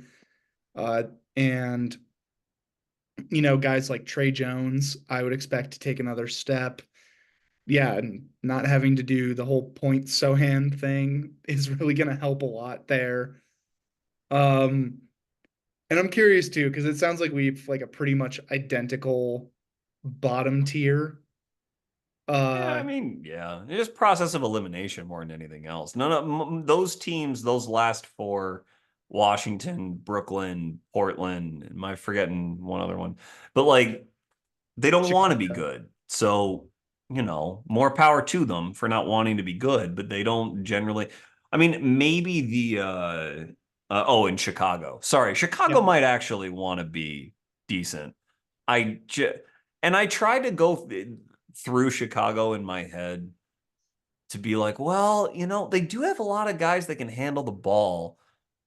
Vucevic at least takes threes. They didn't really go in, but he takes them. Jalen Smith as a backup five will take threes and has Mhm. been a reasonably efficient player. So if you get a lot of ball handling and you're stretching a little bit, what might this be? I am intrigued enough to watch them, but I I can't get there. They are a whack-a-mole team as well because if they are playing, say, Zach LaVine and um Kobe White on, like, if they start those two guys together with Giddy, you know, Mhm. I don't know what happens defensively to that team. I mean, that's sort of the other side of the ball, but you would think that that would be the offensive team that Donovan wants onto the floor. I think that Donovan is a defensively minded coach, though, and he's going to get away from that if they're bleeding points. I just, I just think there's too much that, frankly, just will not go right there. And I think they're good. They still, Yeah. I think, want to trade Levine if they can, and they'll say all the right things starting out. But I don't know. It's a real, that is a vibe ranking, and I just can't really figure them out. I just don't think there's enough creativity or ultimate talent there. And I probably would like them to start Desunu instead of Levine in terms of players I want to watch, and that would likely make their offense worse. So, Yeah, it's tough to see. Like there is a world where it's like, okay, Levine's healthy, Vooch is still doing his thing, Kobe White takes another step, Josh Giddey isn't like dragging them down offensively, but just kind of, keeping the wheels greased as a playmaker and, like a pretty good transition connector. Um, maybe Patrick Williams keeps hitting his shots and can stay healthy, but there's a lot of like rough spots here. And yeah, out of my bottom tier teams, like I had, we'll just go in order. I had Charlotte, Chicago, Washington, Portland, and Brooklyn. mhm. Um, Charlotte's the one too where you mentioned like, hey, if LaMelo stays healthy, like this is a team that can get out and run. They're athletic. I loved what I got to see out of Mark Williams as like rolling Yeah, CM guy. There yeah. is some interesting potential there. Also, shout out to Trey Mann, like Trey Mann getting there and you know sort of being like a impromptu tank commander, like handling the ball a lot with LaMelo out. Like he looked really fun. So there's some potential there, but that's ultimately one of those things where I'm just like, it's the Hornets. Like, eventually this is just gonna the wheels are gonna come off. Someone's gonna get hurt. Someone's gonna get upset. I do like that they at least kind of swung on the hire of Charles Lee because it was really rough last year watching Steve Clifford just be like, please, I'm dying, help me. Like Hmm. I'm miserable. We're all miserable. No one's having fun. There's at least some potential there, but I'm pretty locked in on those last three teams of Washington, Portland, and Brooklyn, where I'm just like, there's barring some ridiculous outlier development on one of the young players there, this is just going to be bad. Like this is maybe there's some league pass ish potential off some of the young guys, but these are going to be pretty rough offenses, and that's firmly my capture the flag tier of like this could be gross. I mean, you could sell me a little bit on if Scoot really starts to pop and he Hmm. goes from just being like an outright negative efficiency player to approaching league average. Because, Denny's a good player, sort of really entering his prime. Aiton is still an efficient player. He has other problems in his game, but he can score and rebound. Uh, there might be something there. I just don't really have a ton of faith in Billups as being the guy to push all the right buttons. Plus, Shaden Sharp just got hurt, which is a big bummer. So I don't know. I'm intrigued to watch Orlando. I think we both probably had them in the low 20s, that area, because I'm Yeah. sure they want to be much better than that. And they probably want to be a top 15 offense so that their top five defense can put them in position to get the 4 seed or something like that or better. Um, my issue with Orlando is that unless Wendell Carter is really shooting threes, and he's taken them before, but unless that is a weapon that other teams really start respecting and guarding, I just I have sort of an innate skepticism of Paolo as an efficient offensive player, like tough shot taker, tough shot maker, dangerous at the end of games for that purpose and like a grinder, but I don't really see where his game is going to go given the types of shots he likes to take, where he's really going to elevate that offense. I think he sort of ceiling caps them for the time being, understanding that he's very young. But I think his problems are more like based in his touch and just his general shooting touch. And I think that makes it hard when that is your number one guy. And I don't really think that the diet between him and Franz is going to change anytime soon. So I kind of think that they're stuck where they're at. Yeah, the Orlando question is interesting. Just earlier today, I was doing some playback watching with a Beyond the RK. Everyone go check him out. He's really good on his Orlando analysis, and they have some interesting bets where there's sort of some like conflicting ideas where Mosley's talked a lot about, we want to limit turnovers, we want to be a team that's efficient with the ball, but also we want Jalen That's what he's Suggs to saying. step into a Yeah. point guard role. And I'm like, Oh those boy. because it's not a knock on Jalen Suggs. Like if you give a guy increased offensive responsibilities, more time with the ball in his hands, yeah, he's probably going to turn it over more. Like that's just kind of how it goes. Everyone's got growing pains with ball handling. So that gives me a little bit of pause where, if your idea is it can't just be Franz and Paulo, like being the like two-headed force of this offense. We need someone else. But also we want to take care of the ball. Then it's like, well, those ideas seem to be kind of at odds with each other because, if you give Jalen like those heavier on ball responsibilities and then he's getting like 3.5 turnovers a game, and suddenly you decide that's unacceptable and you start to scale him back down. Like I could see this being kind of a problem. Well, it also means that you're moving Paolo off the ball more. And I Right. don't Yeah. really know that that's much of a recipe either. I think Paolo has some intriguing potential as a screener, but that's more if he were playing like the five.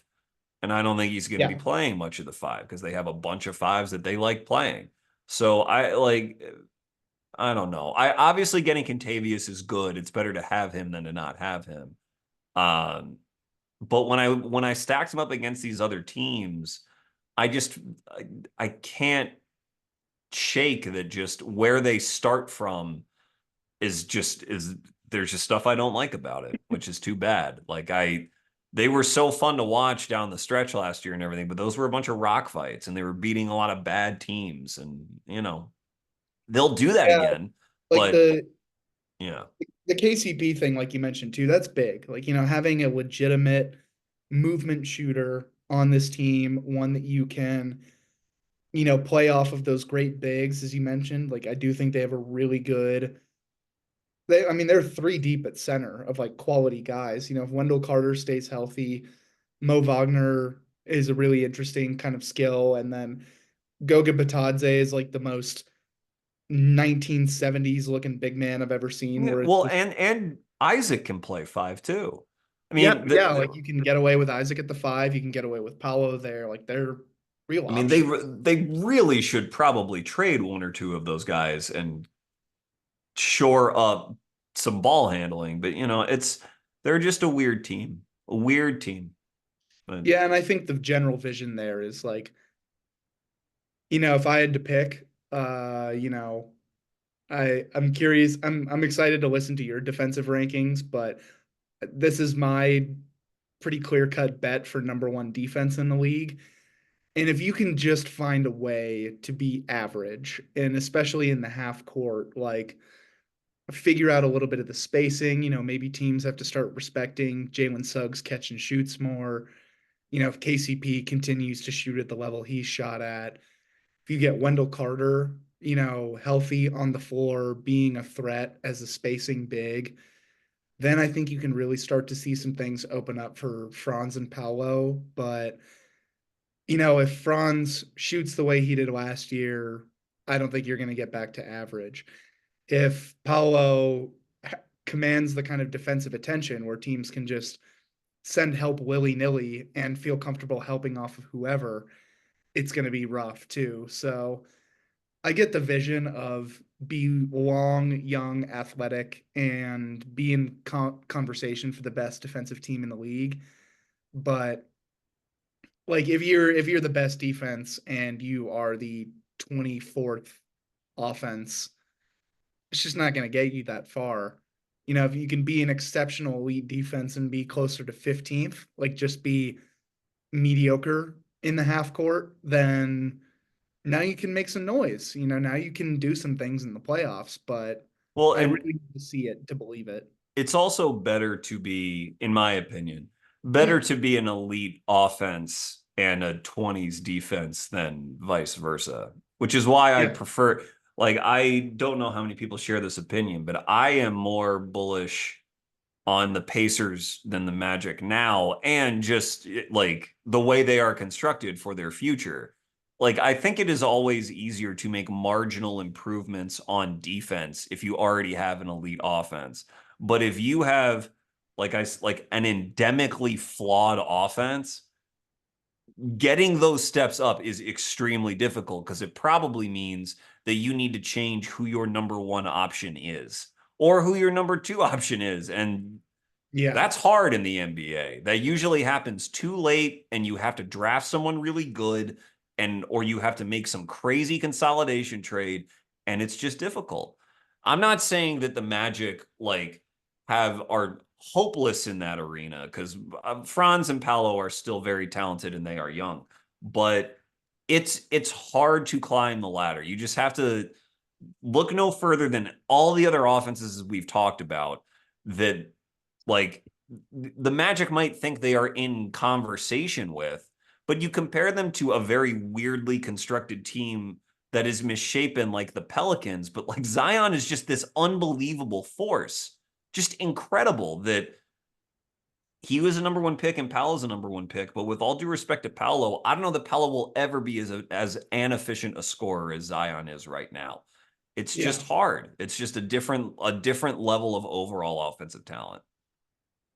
Yeah, it is tough, like because Paolo is one of those players where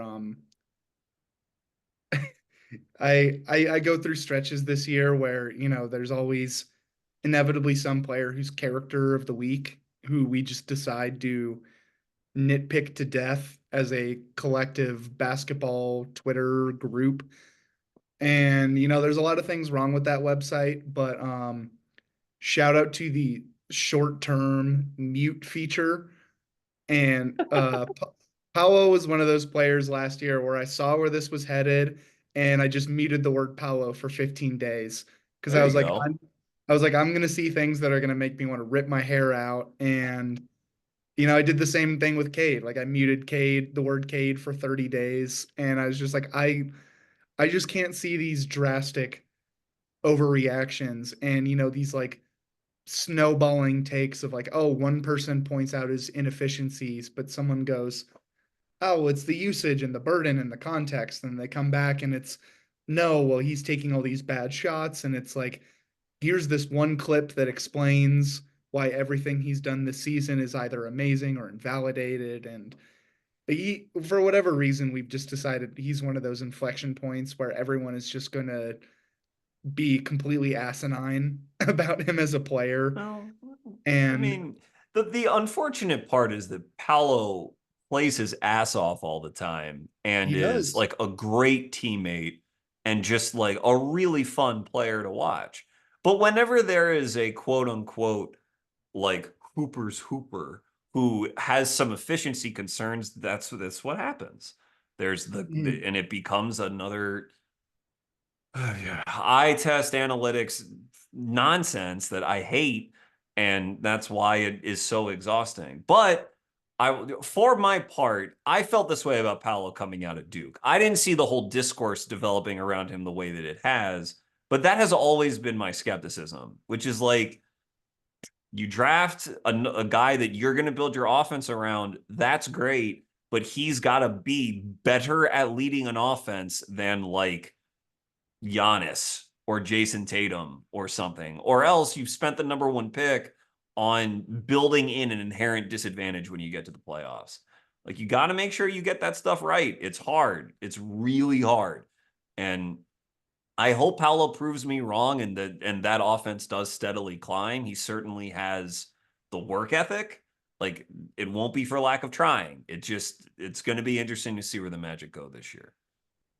Yeah, no, I'm with you there. Like they're going to be really interesting and where that ends up. And it's a team I love Paolo. I love watching Paolo. I love watching Franz. Like it is such a collection of players that I really want to see be good. Yeah. And I And know they they're going to are be, good. Like that's the thing. Like yeah, they were the exactly. 5 seed. They are good. Yeah.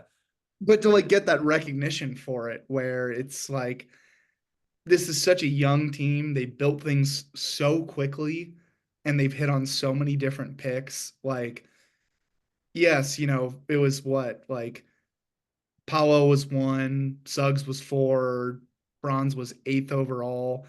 So Yeah. it's not like they like took huge swings at the end of the draft and hit them in a big way, but they've delivered on all of these picks. And um yeah, they're a lot of fun, and I hope that they can like creep towards average offensively, so we can see that defense shine, see all these guys start to show some of the efficiency we've seen in the past, and make a lot of noise because someone needs to come in out of these Eastern Conference teams and surprise as a lower seed, or else we could be in for a long season of, oh man, it's you know, Boston, New York, Cleveland, and then Milwaukee, and what else is going on here?